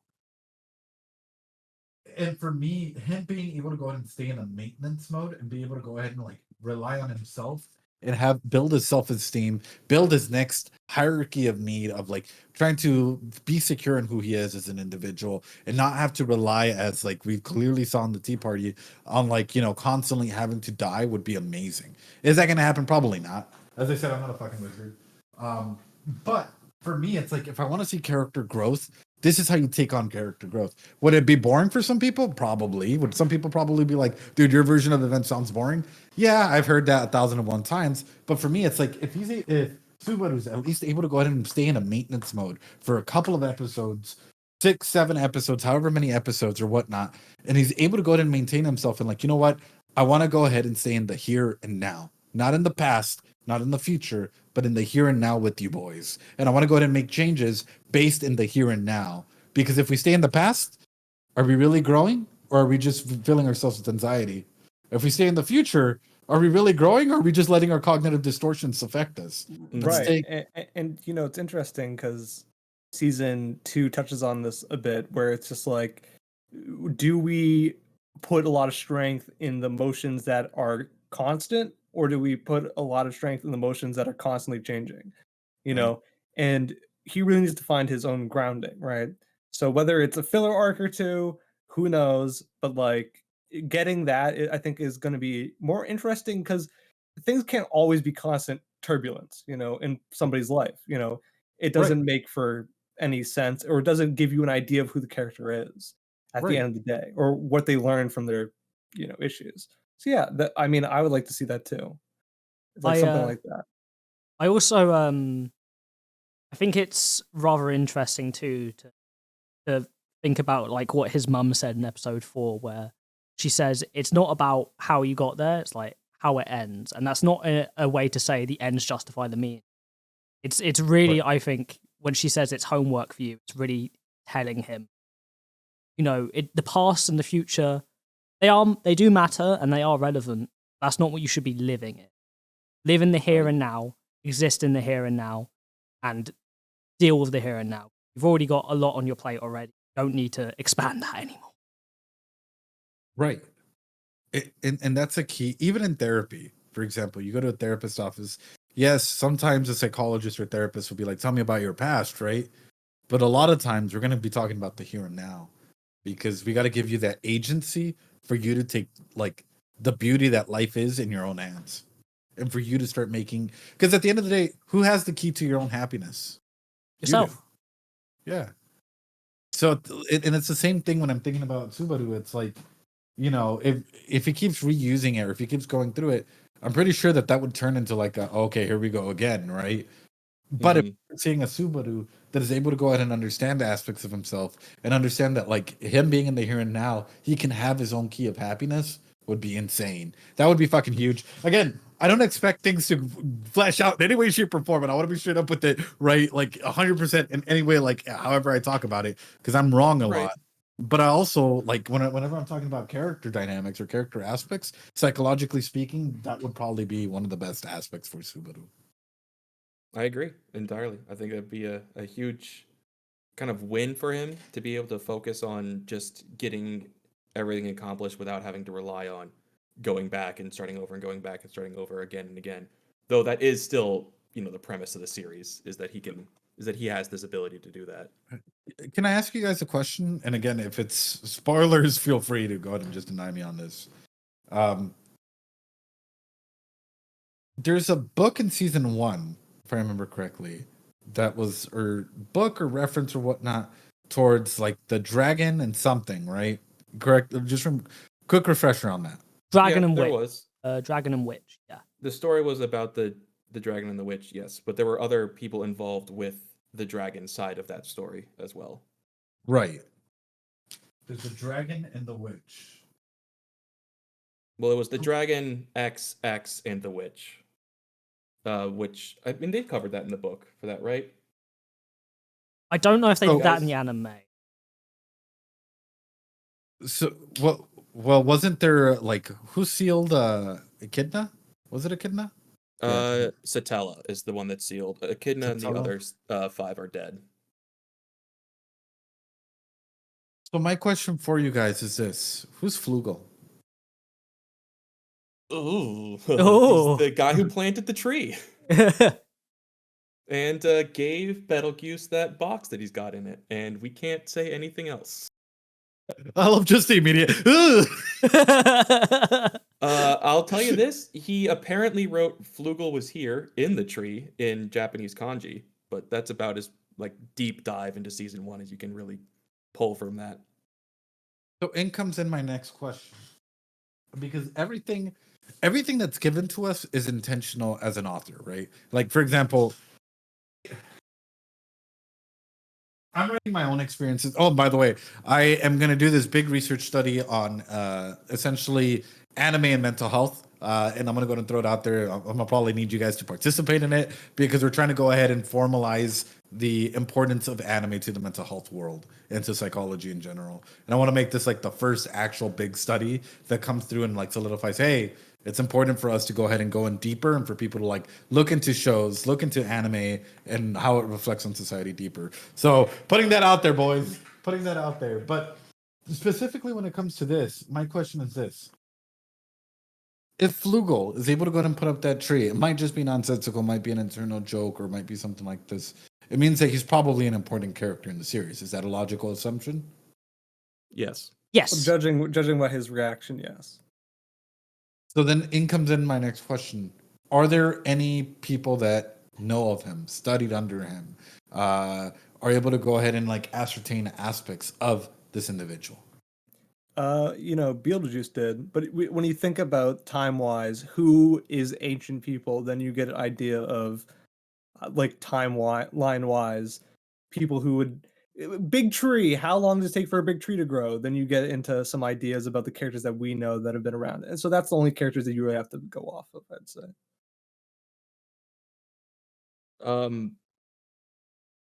I'm trying to genuinely find a clip of the scene to see what's mentioned about it. My mind has always been stuck on that character, and especially that name. Like ever since season 1, I brought it up like time after time in season 2. I'm pretty sure you guys, if you guys have seen my videos, you guys would probably like be like, yeah. I remember you talking about some of them. But like the more that we ReZero season 3 is coming to mind, the more I'm like, I wonder how much more of an important role or of a bigger role that season 3 is going to go ahead and have on solidifying this. And in comes in my next question, which is, are all royal candidates trustworthy? Sorry about that, boys. The candidates? I would think so. How much can you trust Priscilla? I mean, how much can you trust Anastasia Hoshin in her greedy ways? That's the question that you have to take for yourself. Yeah, Well, we how- actually how- our much last do you even episode. know Yeah, about that? ironically enough, our last episode was actually talking about the royal candidate depth. Oh, where we did like a political selectoral debate Yeah, of we had these a two debate representing of two which- candidates each. And the three of us just kind of unanimously saying we all think that Krush is absolutely the best to lead, and it's not a close competition. I trust most of them. I probably trust Felt the least, honestly, because we kind of just don't know anything about her, nor does Yeah. she. Sure.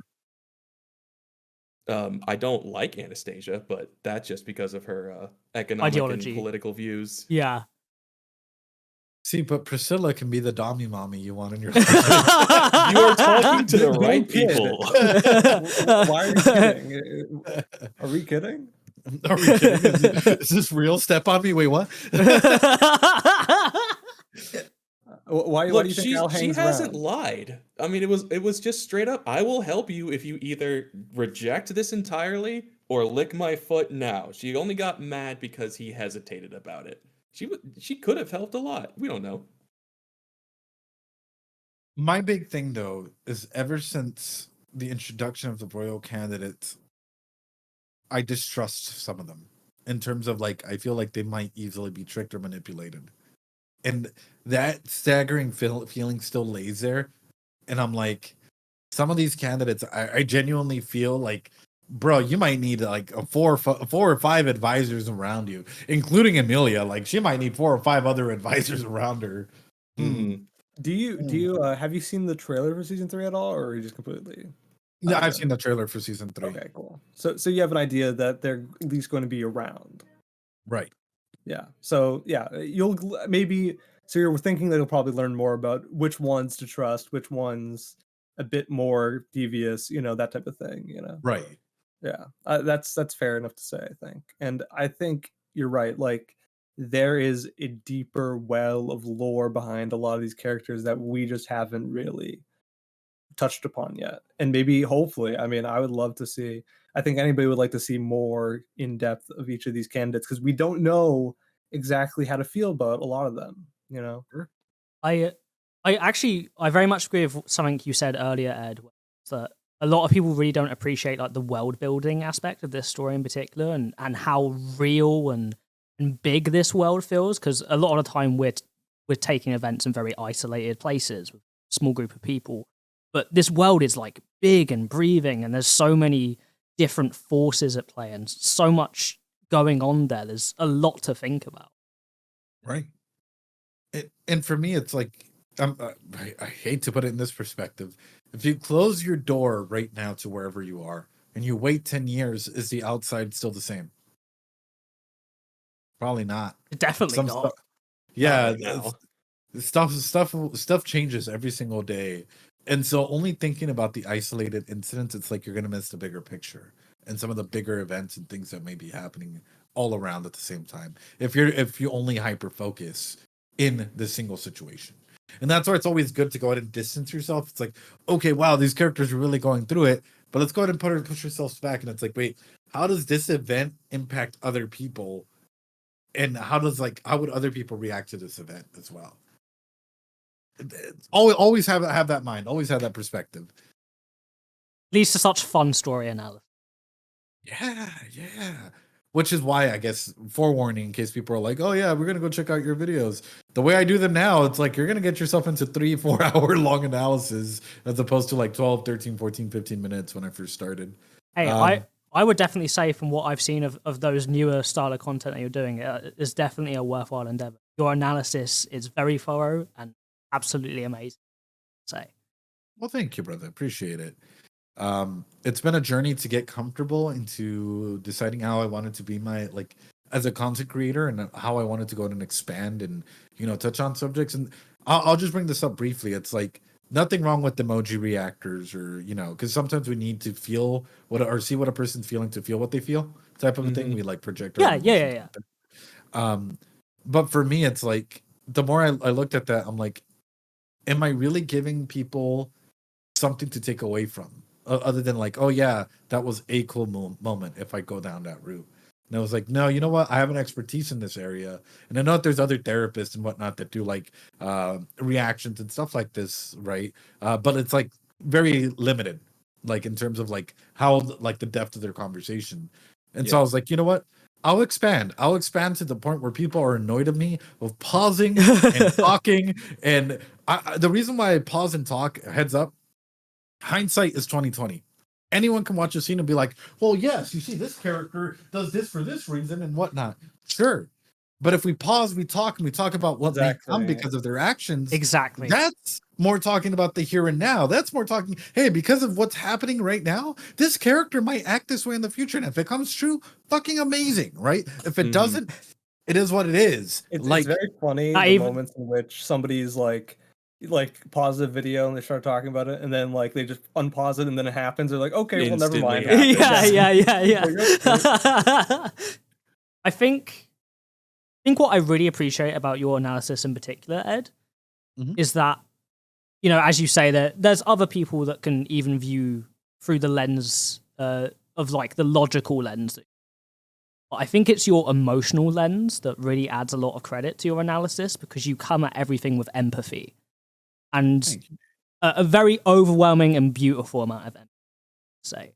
Because I find the most endearing thing with stuff like that, especially from the reaction content I have watched, is people that genuinely use their empathy to empathize with the characters and the situation that's going on, really involve themselves in that emotional process, because it adds a beautiful level of depth that is always individual to the person that is analyzing it. So no matter what, it will always be special. And my thing is, and thank you for that, like that means a lot, because my thing has always been treat these characters as though they're people, and with the same respect and value that you would for a person, right? Because at the end of the day, for some people, these characters are people. For some people, these characters have cemented themselves in their lives as like a milestone for them, and we use fiction, we use media, we use games as agents of change. So why should people shit on anime or be tribalistic about a character or a show or whatnot, and stop people from experiencing what may be a beautiful moment for them to progress in their life? And that's the number one reason why I come at it with empathy and love and admiration for all the shows and characters and stuff that like we dive into. Yeah, I think it's a very beautiful thing, because, you know, people will sort of extrapolate out these characters that they've, you know, come to know into their own life. Like, a lot of people learn relationships or where they are wrong in their relationship through the folly and successes of others. You know, there's sort of like these aspirational goals to strive for sometimes, but also cautionary tales, right?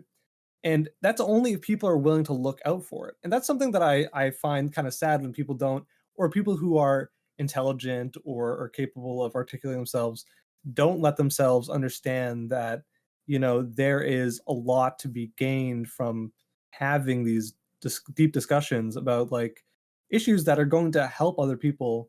You know, if you have the tool set to talk about these things, you probably should. And I think that's the reason why you can do it, is because you have the skill set, right? I think you understood that, and you're like, well, my skill set isn't just, I mean, anybody could have an emotional response to a thing, right? But it's also, I'm going to use it and be my most honest self by just analyzing it the way that I know how to look at things. Right. And I guess I'll bring this up, right? Because my number one thing is going into, or when I first did ReZero, like brand new into the world, and it came with a lot of like flaws, like i.e. stereotypical flaws of like how to go ahead and like record, how to be a persona on YouTube, how to go ahead and edit, how to, like, you know, all of these little things, or what it means to get a good camera on good equipment. If you look at those days compared to now, yeah, like... yeah, it's night and day, eh? Like the equipment and the technical stuff that goes into the production side. Absolutely.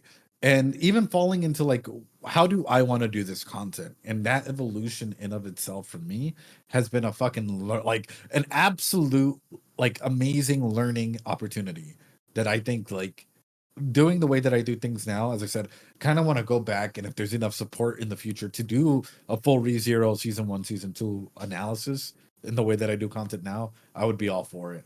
I'm like, it would just be like 100+ hours of analysis. I would watch every second of it. Oh no. You will be watched very closely, sir. We will watch your career with great interest. Right. Quick tangent. I did go back and find the scene that we were thinking about before with Ooh. the story. It wasn't in the book, but Beatrice mentions that according to legend, the witch was sealed by the powers of a dragon, a hero, and a sage. Like that's the rest of that the fairy tale story about like what happened to the witch a long time ago. Oh, who's the sage? That's the question. Oh, instant response. Yeah, but who's the hero is a good question. Sure. Yeah, I mean, to be fair, the dragon we know is the dragon that they've made the pact with the volcano. The nation of Lagunica. Did you just say? He almost did. He Did you almost just did. say volcanic? I mean, I don't know why you would assume that. I mean, we didn't talk You about said that. volcan, and we were talking about. their Yeah, new name. God of the Forge, volcanoes, right? Yeah, Yeah. we don't need to address the other thing right now. It's all right. It doesn't really matter. But No, but yeah, that's the dragon, and Yeah, I love got you, it. Goldie. yeah, and it's all right because the rest is still a mystery, and that's the important part. So context to viewers, right? Before we hit record, we were talking about I guess a name change that is happening for one of our dear friends, right? Mhm. And it all just correlated. It all hit back as soon as Goldie was mentioning it. So It's all a cycle.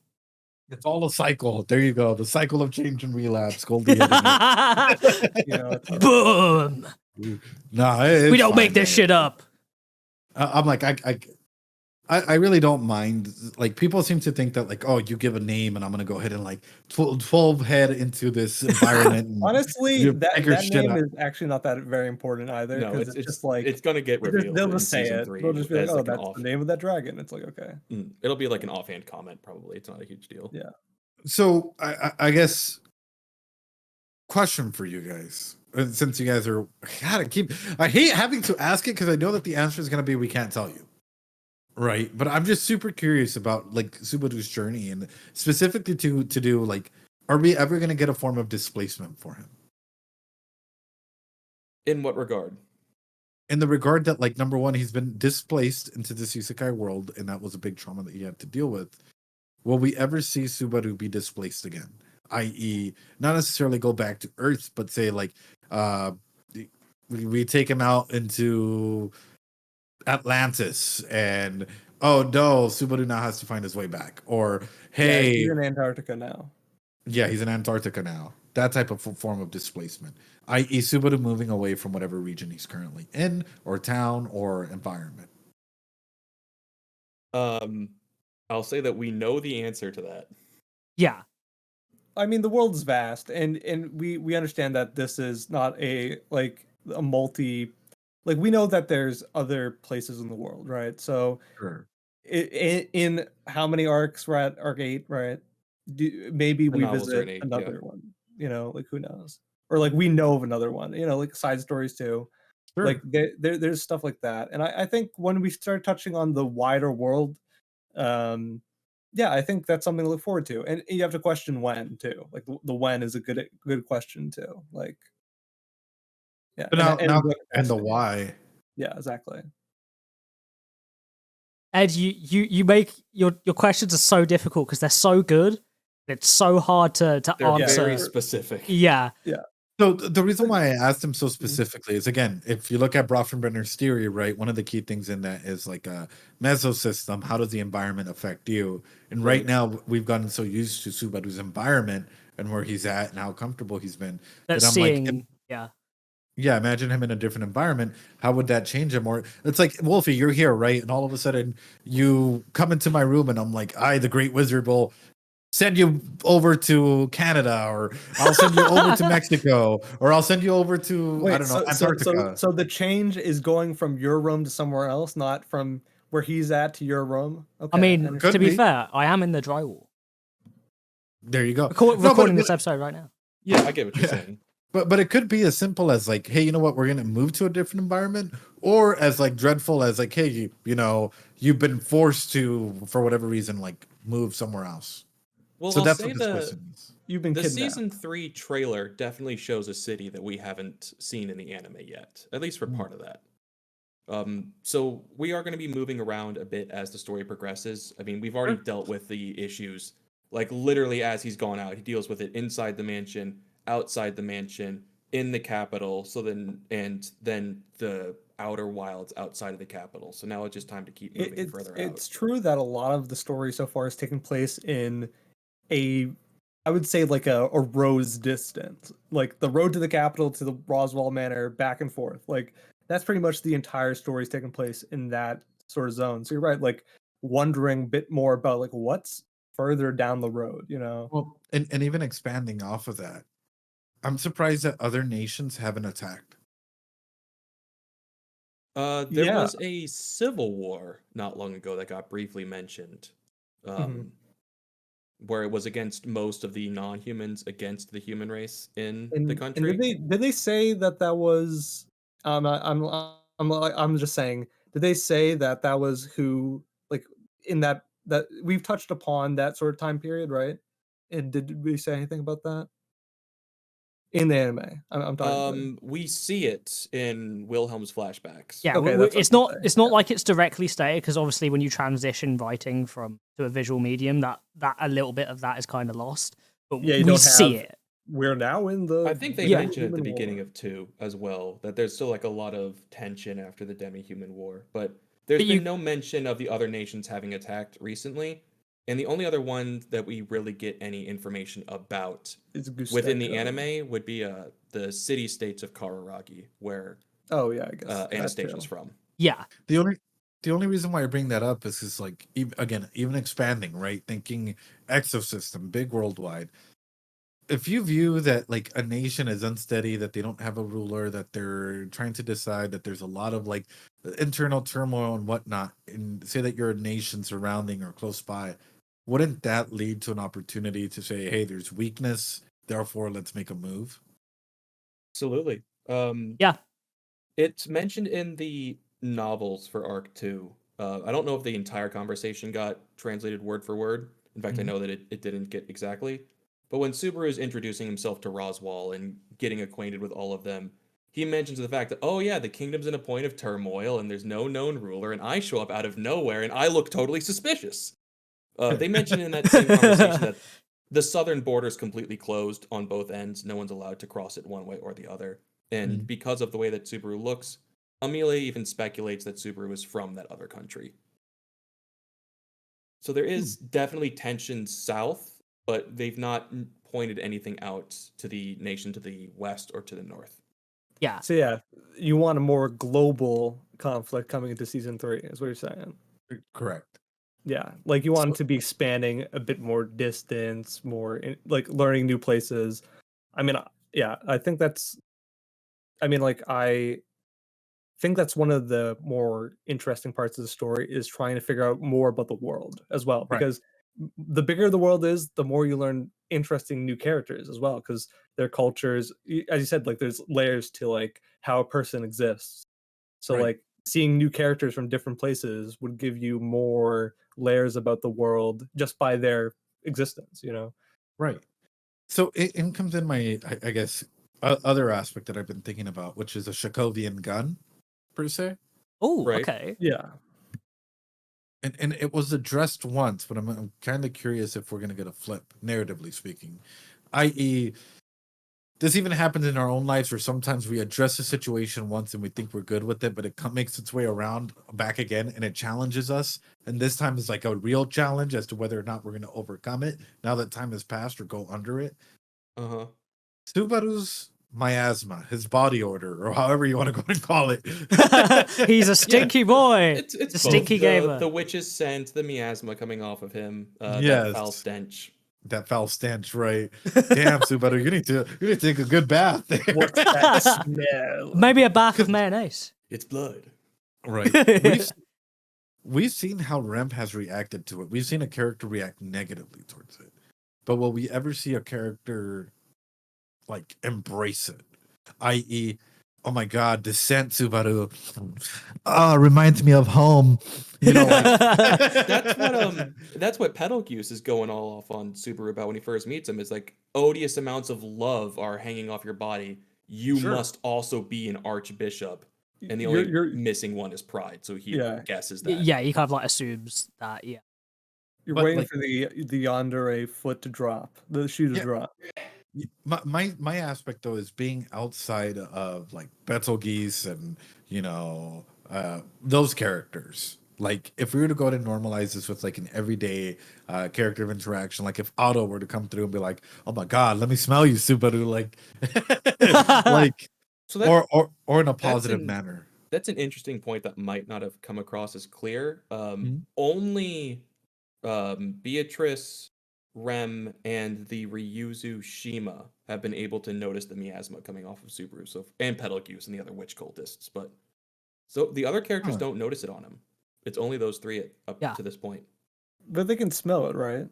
It's treated like a smell, but no one else is able to even recognize that it's there. Coming off of Subaru, except for anything involved with the witch, like the mob beasts or the cultists. And then Rem specifically can. Beatrice points it out, and Ryuzu Shima, the one in the white robe that Question Garfield for gets y'all. raised by. You just hit on something that made my brain tingle a little bit. Yeah, but like my brain's trembling right now. Hold on.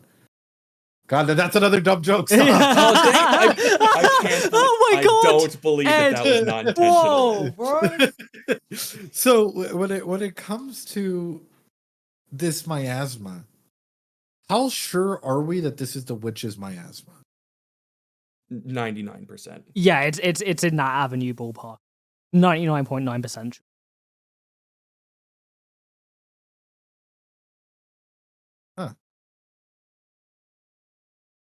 It reappears the more he either returns by death or triggers the taboo, because that is when the witch is directly interacting with him each time for there. The question that comes through: why is Satella so fixated on Subaru? The bigger question. And then if you expand on that, right? If you're gonna say, oh well, it's an aspect of love, right, or whatever of love, is she in love with Subaru, or is she in love with what Subaru might be or might like represent?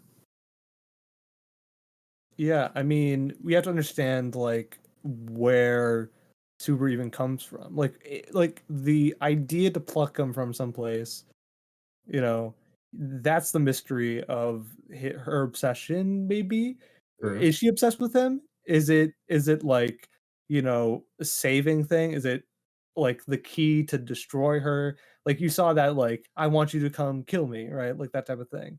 So like, does he have some sort of innate power within him that like he needs to unlock, or is it just like she reached someplace and found someplace, all that's interesting to think about. No, it absolutely is. And the further you take a dive in it, the more that you're like, I don't know. The more I think about it, the more insane that like my brain is going at the moment. Because I'm like, number one, Subaru defeating Betelgeuse. What happens afterwards? He takes in the sloth witch factor. But why? I don't know if it chooses someone like the Ring of Powers do from like DC, like the Green Lantern rings, or if it's literally just he is the one that took his life and thus the gobbled power it goes up. to him. Yeah, he slew the Gobbled it up. boss. He gets the reward. It's But like we when you do kill a hear boss in Dark from- Souls or something. Yeah, just absorb the boss soul. Yeah. We do hear from Echidna that when a witch factor goes onto someone, it's not 100% that they're going to be like a good match for it. She says to have a Sure. positive affinity, which we see with like Pedalgoose in the past, that this incredibly diligent, hardworking, loving person takes in this embodiment of sin, and it instantly starts to drive him like mad and clawing at his own face and leads him to be easily manipulated by Pandora. So we can see that similar attachment might suit someone like Echidna super well. But the sides of Satella that we see might not have that envious attachment. It's a little more explained in the novels for what that fully means, but I don't personally like the explanation that the translations give for that. Because my thought is this: why is it demonized to have these emotions? That's a great question because, I mean, like we know that they, they fear the witch more than anything else, the Witch of Envy, because of the horrible thing she did, covering half the world in shadow, as the storybook says, right? Um, then like you think about the way in which we see these emotions portrayed, and they're kind of askew from the traditional, way that you kind of see like sloth, for example, right? Right. Like you're like, is this what it means to be slothful? You see, um, somebody who keeps on trying to go for his, trying to find whatever. Like Beetlejuice is active every single time you see him. He's constantly going for his goal, you Right. know.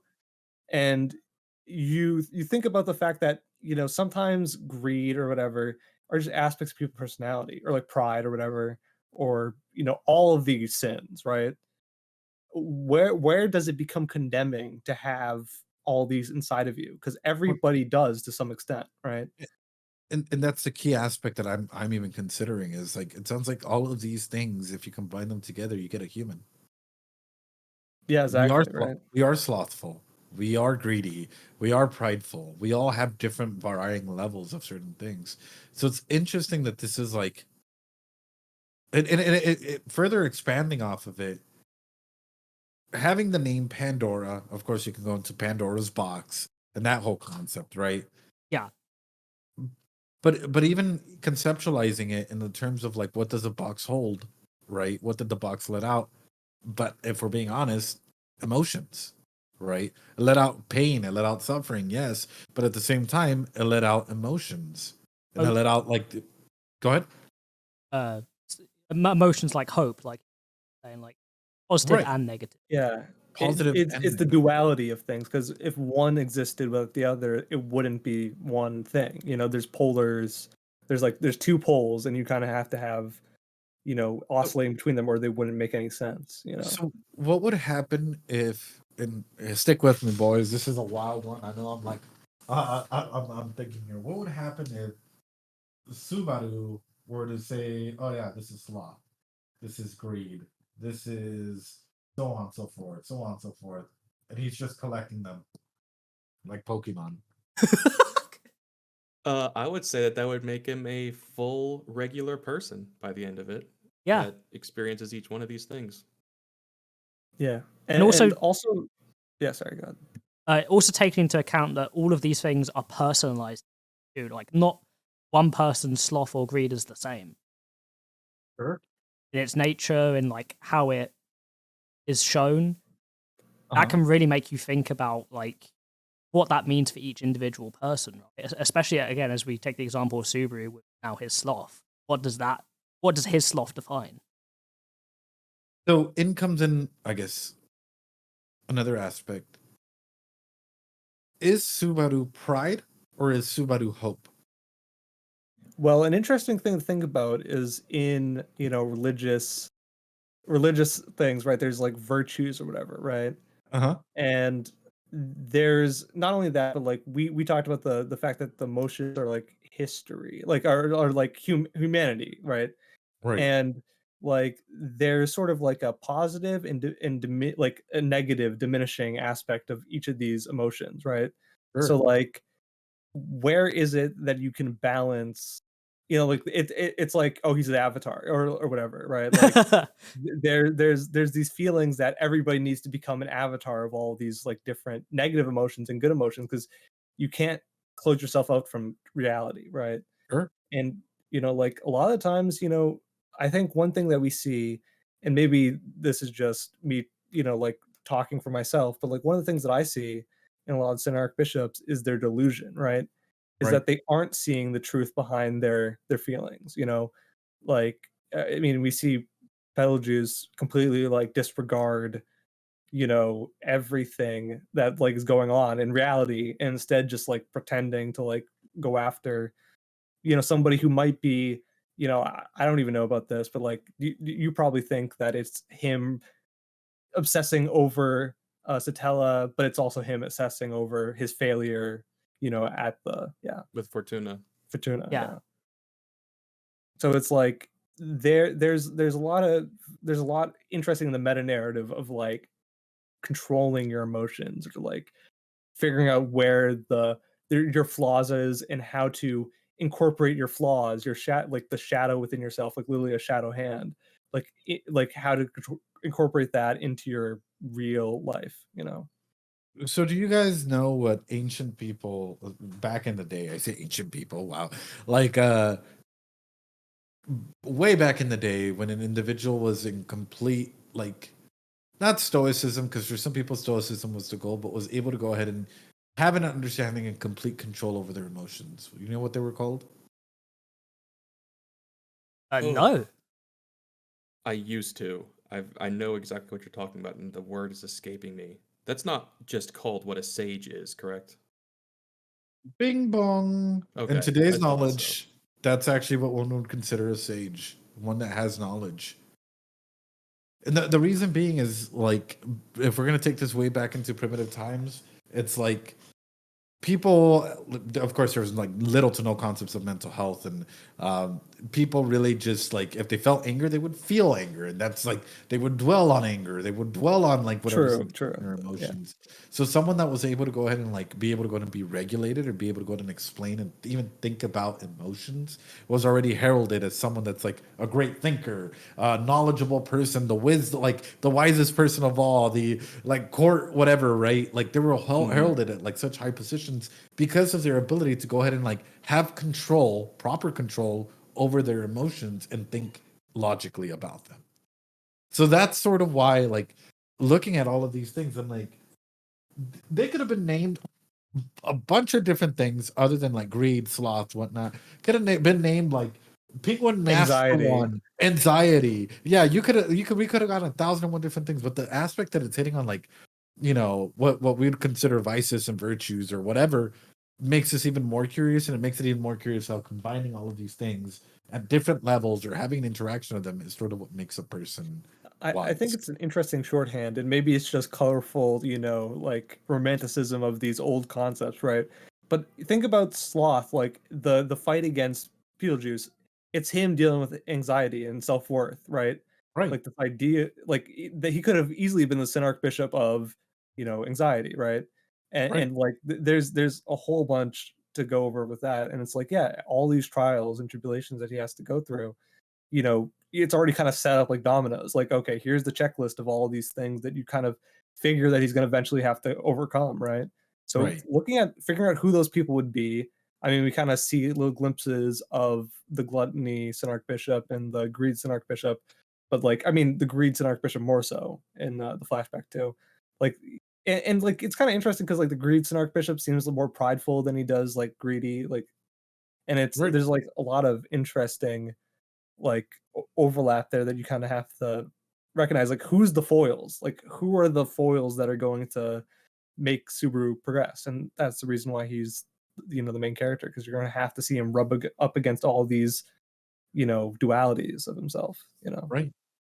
Well, through that, I'm glad that you guys are here, and like we went through like all the deep, some of the deep theories and whatnot, analysis and whatnot. So you guys have an understand. Sorry, that's my dog. If you guys hear him, you guys have a deeper understanding of like how we're viewing this story, or how I'm viewing this story overall. Because in comes in the next question. We've been talking about this positively, but season 3, how does one break Subaru?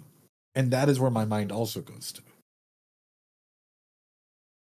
Breaking Subaru with just pure speculation from the end of season 2, because I mean, obviously we know if or how he's gonna get hurt going forward. Myself more so, I'm a little bit ahead, but I would have probably put it that all the friendships and trust that he finally managed to build up with not only Emilia, but like Otto and Garfield and Rom, and even the kind of blackmail-esque trust he has with Roswell, just break them all apart. Like he can't rely on them for whatever reason.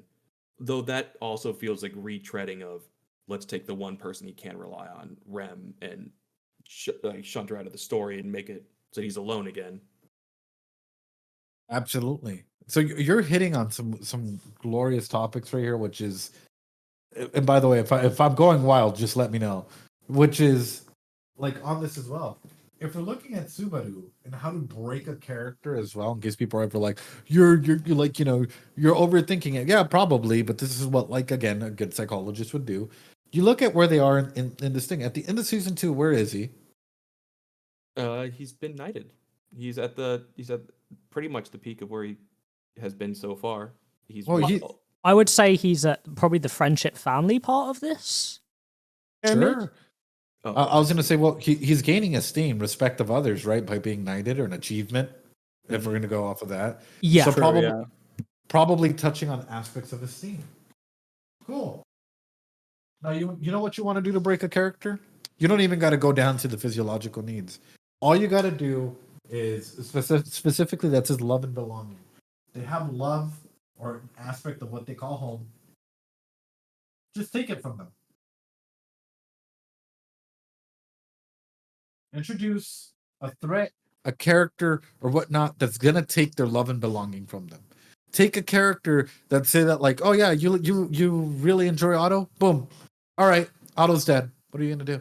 Yeah, fuck you. No resets. He's gone for a fuck you. Yeah. Or like just dangling the danger in front. Like, oh, here's like maybe I've kidnapped your friends or whatever it might have to be, or like here's a situation where they're all in peril and you have to solve it once again, right? Like, right. It's another thing like that. But it's more along the lines of specifically targeting that love and belonging aspects. Why? Because if you target security of body, employment, what is considered safety, guess what? You have your support, your friends that can go ahead and reestablish that base. If someone starts targeting your sleep location, well, you have friends, they might offer you a place to go sleep. So you don't got to worry that hard about it.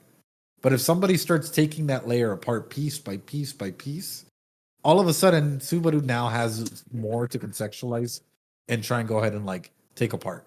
So, for example, we can go ahead and simply put like Emilia, Ren. Something were to happen to any of these girls, is he going to be okay? If someone were to come and take these girls away, would he be okay? Oh no. No, the first thing he does when one is taken away is he kills himself instantly. Like, there's no hesitation there. So, and that's like if they kill them. But what if someone were to take Rem and do some horrible, nasty, traumatic stuff to them? Yeah, it would mess up more than anything. I guess that would hurt him even more than that, wouldn't it? Almost. Like that idea of them still being like alive but also experiencing that trauma too, and like him having to not even witness but understand that someone's gone through a trauma. And you had to put it to a kind of a limit, Ed. At what level of damage done to any of his like securities, needs, friends, or anything more than that does he decide to reset and just try and undo it? There's a couple of major aspects that I can see for Subaru as a character. Like looking at this, I think if you were to lose, like, say that you were to lose some people, he'd keep on fighting to try and like get them back in some way, shape, or form, right? But if it's like a forever done deal type of thing, I think he would keep trying to reset and reset and reset and reset and reset and reset with the hope of maybe trying to go further back, right? If someone killed Emilia, right? Mm-hmm. Do you not think that he would absolutely keep trying to reset even though there's no pattern? I mean, well, yeah, that's also there's a mistranslation at the end of season 2 that kind of talks to that. Roswell's threat to him at the end is better read as, if you fail to save any of the people that you just worked so hard to prove you can save everybody, I'm killing everyone else and going to force you to reset this. Sure. So in comes in a question for you. Are you ready? Because we were talking about friendship and family, but there's also one key thing I haven't touched on in love and belonging. Sexual intimacy. And I know for some people might be like, wait, what the fuck are you going on about? It's an important thing for a lot of people, and Is especially Super gonna get laid in season 3? Oh my god! Oh my god! Yo, animated when? Right? What? Is Subaru gonna get ED? Wait, what? No, Oh shit! Oh yeah, wrong series. We'll keep that topic off for now. But I'll be honest, I'm actually kind of surprised. A lot of people, well, bing bong, random news alert, PSA. If you go through major trauma and you're either a guy or girl, anyone in between, you can go through sexual dysfunctions. Bing bong, that's pretty much it.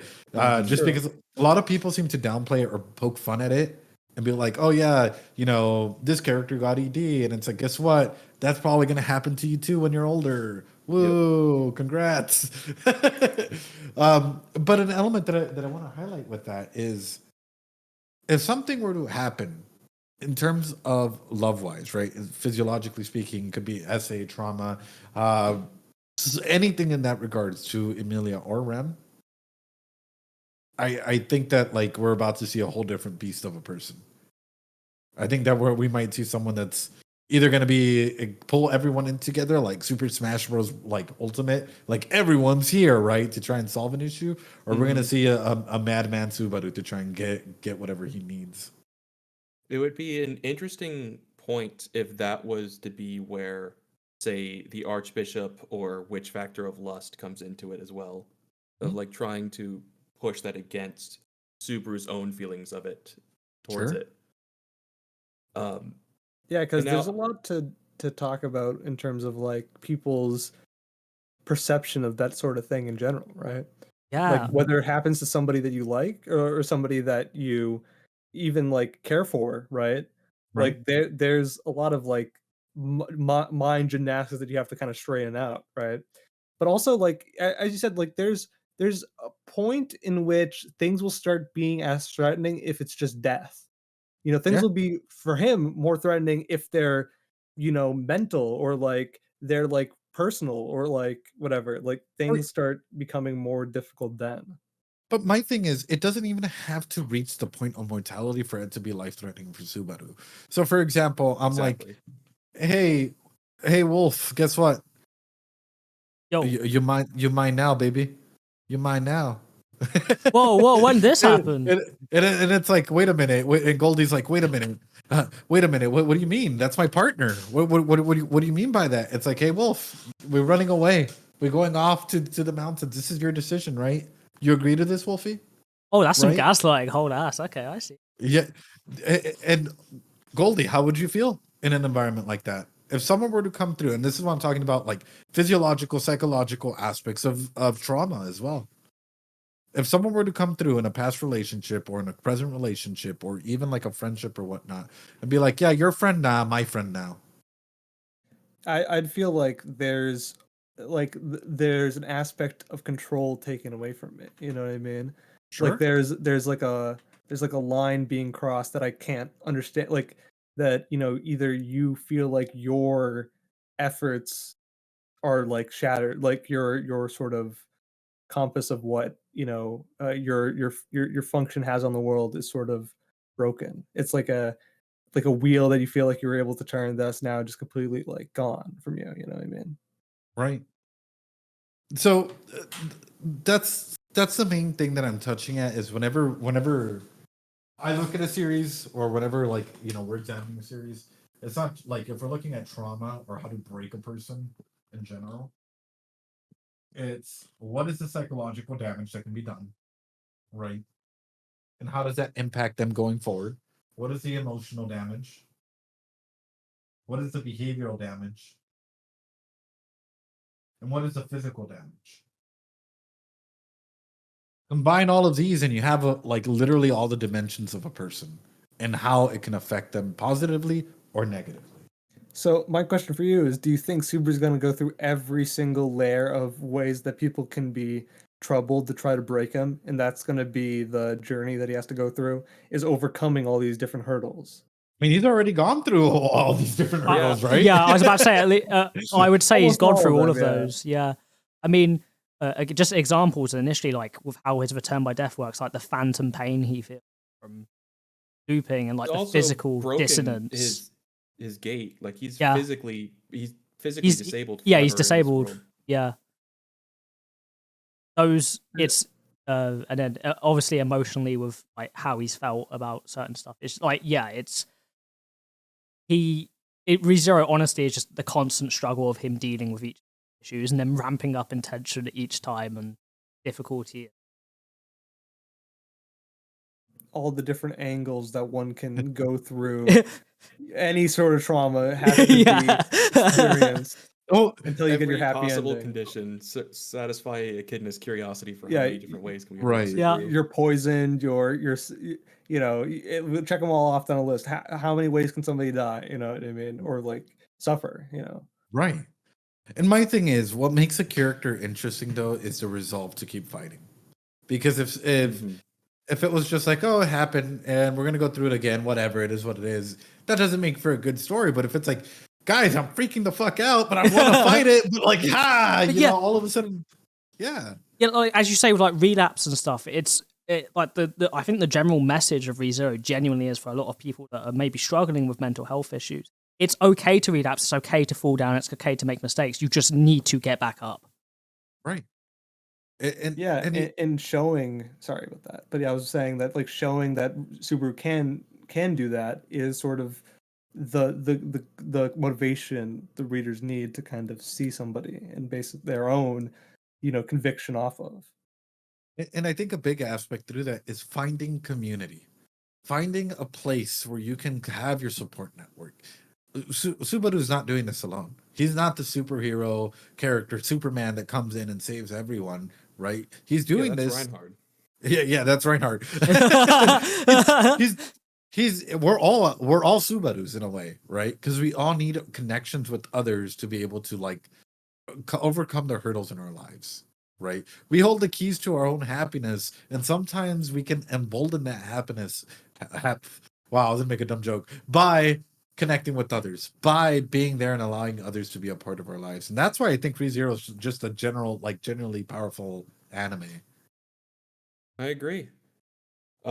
Unfortunately, I think we've gone a little long, so we should. Yes, I may have just looked at the clock and like my jaw just dropped because we've been so into this. Yeah, we went. We went Which, deep. I mean, if we're covering the main character, I think it's reasonable. Yeah, we can blab about character psychology forever because it's one of the things that I think us as hosts like to talk about the most as well. So yeah, I think having you on is a perfect fit, 100%. Yeah. And I think this was a great episode. So we have I hope everybody appreciates a little bit of extra content. Yeah. We got a lot to go over too. We have a lot to go over, and I don't think we'll ever stop having enough to talk about when it comes to Subaru because of the nature of the character. Of course. Right. As you said, it's like it's everything that somebody can go through, whether it's the thing talking about the sins or the thing talking about the trials and tribulations he has to go through. Like it is truly like an epic scale. Like we talked about this before, like the sort of thing like an Odyssey type story. ReZero, with its length as well as its subject matter, is definitely like an epic. Like it's shaping up to be, and I think that's one of the things that's very rare nowadays, to see a story that really tackles the sort of arduous journey of like a hero, let's say, going through almost any issue, like every single layer, as you said before. It's like every single type of issue. Right. I think that's one of the things that make ReZero really special. Exactly. Alrighty. Well, anything else, boys? Anything else? There definitely will be. Yeah. I'm sure we'll have you on again and go over some other characters. Like there was points where I was wanting to ask about like how's Puck's relationship involved in all of this? Like, are you on the side of, is he a dirty rat or is he like the cutest little thing ever? Oh gosh. But we'll get into those. Yeah, we will have another time. I'm sure lots of time to talk. But if you want to plug yourself, or if anybody wants to find you, Psyculturist, where would they? You guys can find me on YouTube or on Twitch. I tend to stream every Friday and Sunday. Mostly, like all the anime is chosen by the viewers, by the way. So if you guys want to go ahead and like for me to go ahead and do ReZero like reanalysis, let me know. Join the Discord. Join us all around. I do want to go ahead and clarify this though, because this has been something that has popped up before, where people think that like, oh, I'm getting information beforehand or whatnot. None of what I say is 100% certain. I have not read the light novels. Wolfie, Kyle's, everyone here, Goldie, whatnot. Especially if you've seen my content and you've seen me do this on stream. People vote on the anime live, or they used to vote on it live, and we would watch an episode of that show right there and then. And everything that you heard us discuss here, we would do live then. And it's like, you name the show, Oshinoko, whatnot. It's the same level of depth of analysis, of speculation, of 101 things. And it's all genuinely about understanding the characters in the world and whatnot around. Because for me, story is everything. If it has a good story, we can reflect and we can grow. And I hope you guys come and join us. That's the number one thing. Yeah, thank you, Ed, for coming on and Lovely, talking with lovely. us. Thank today. you This so has much, been Ed. Incredible. This has been not only a ton of fun, but I think just a great time for all of us to nerd out about something we really love. So if any of you haven't somehow not discovered Ed yet and you're watching this video, please check him out. Please, you're doing yourself a disservice if you're not. Now then, I think we should wrap up for today's episode, because this is some extra long content for all of those who are watching it right now. Maybe just an hour longer. Yeah, just maybe like an hour longer than normal, but hey, it was good. So enjoy it. Tell us all what you think in the comments, and I hope you all have a wonderful day, whoever's watching right now. All right. Bye. Thank you all. Goodbye! Bye.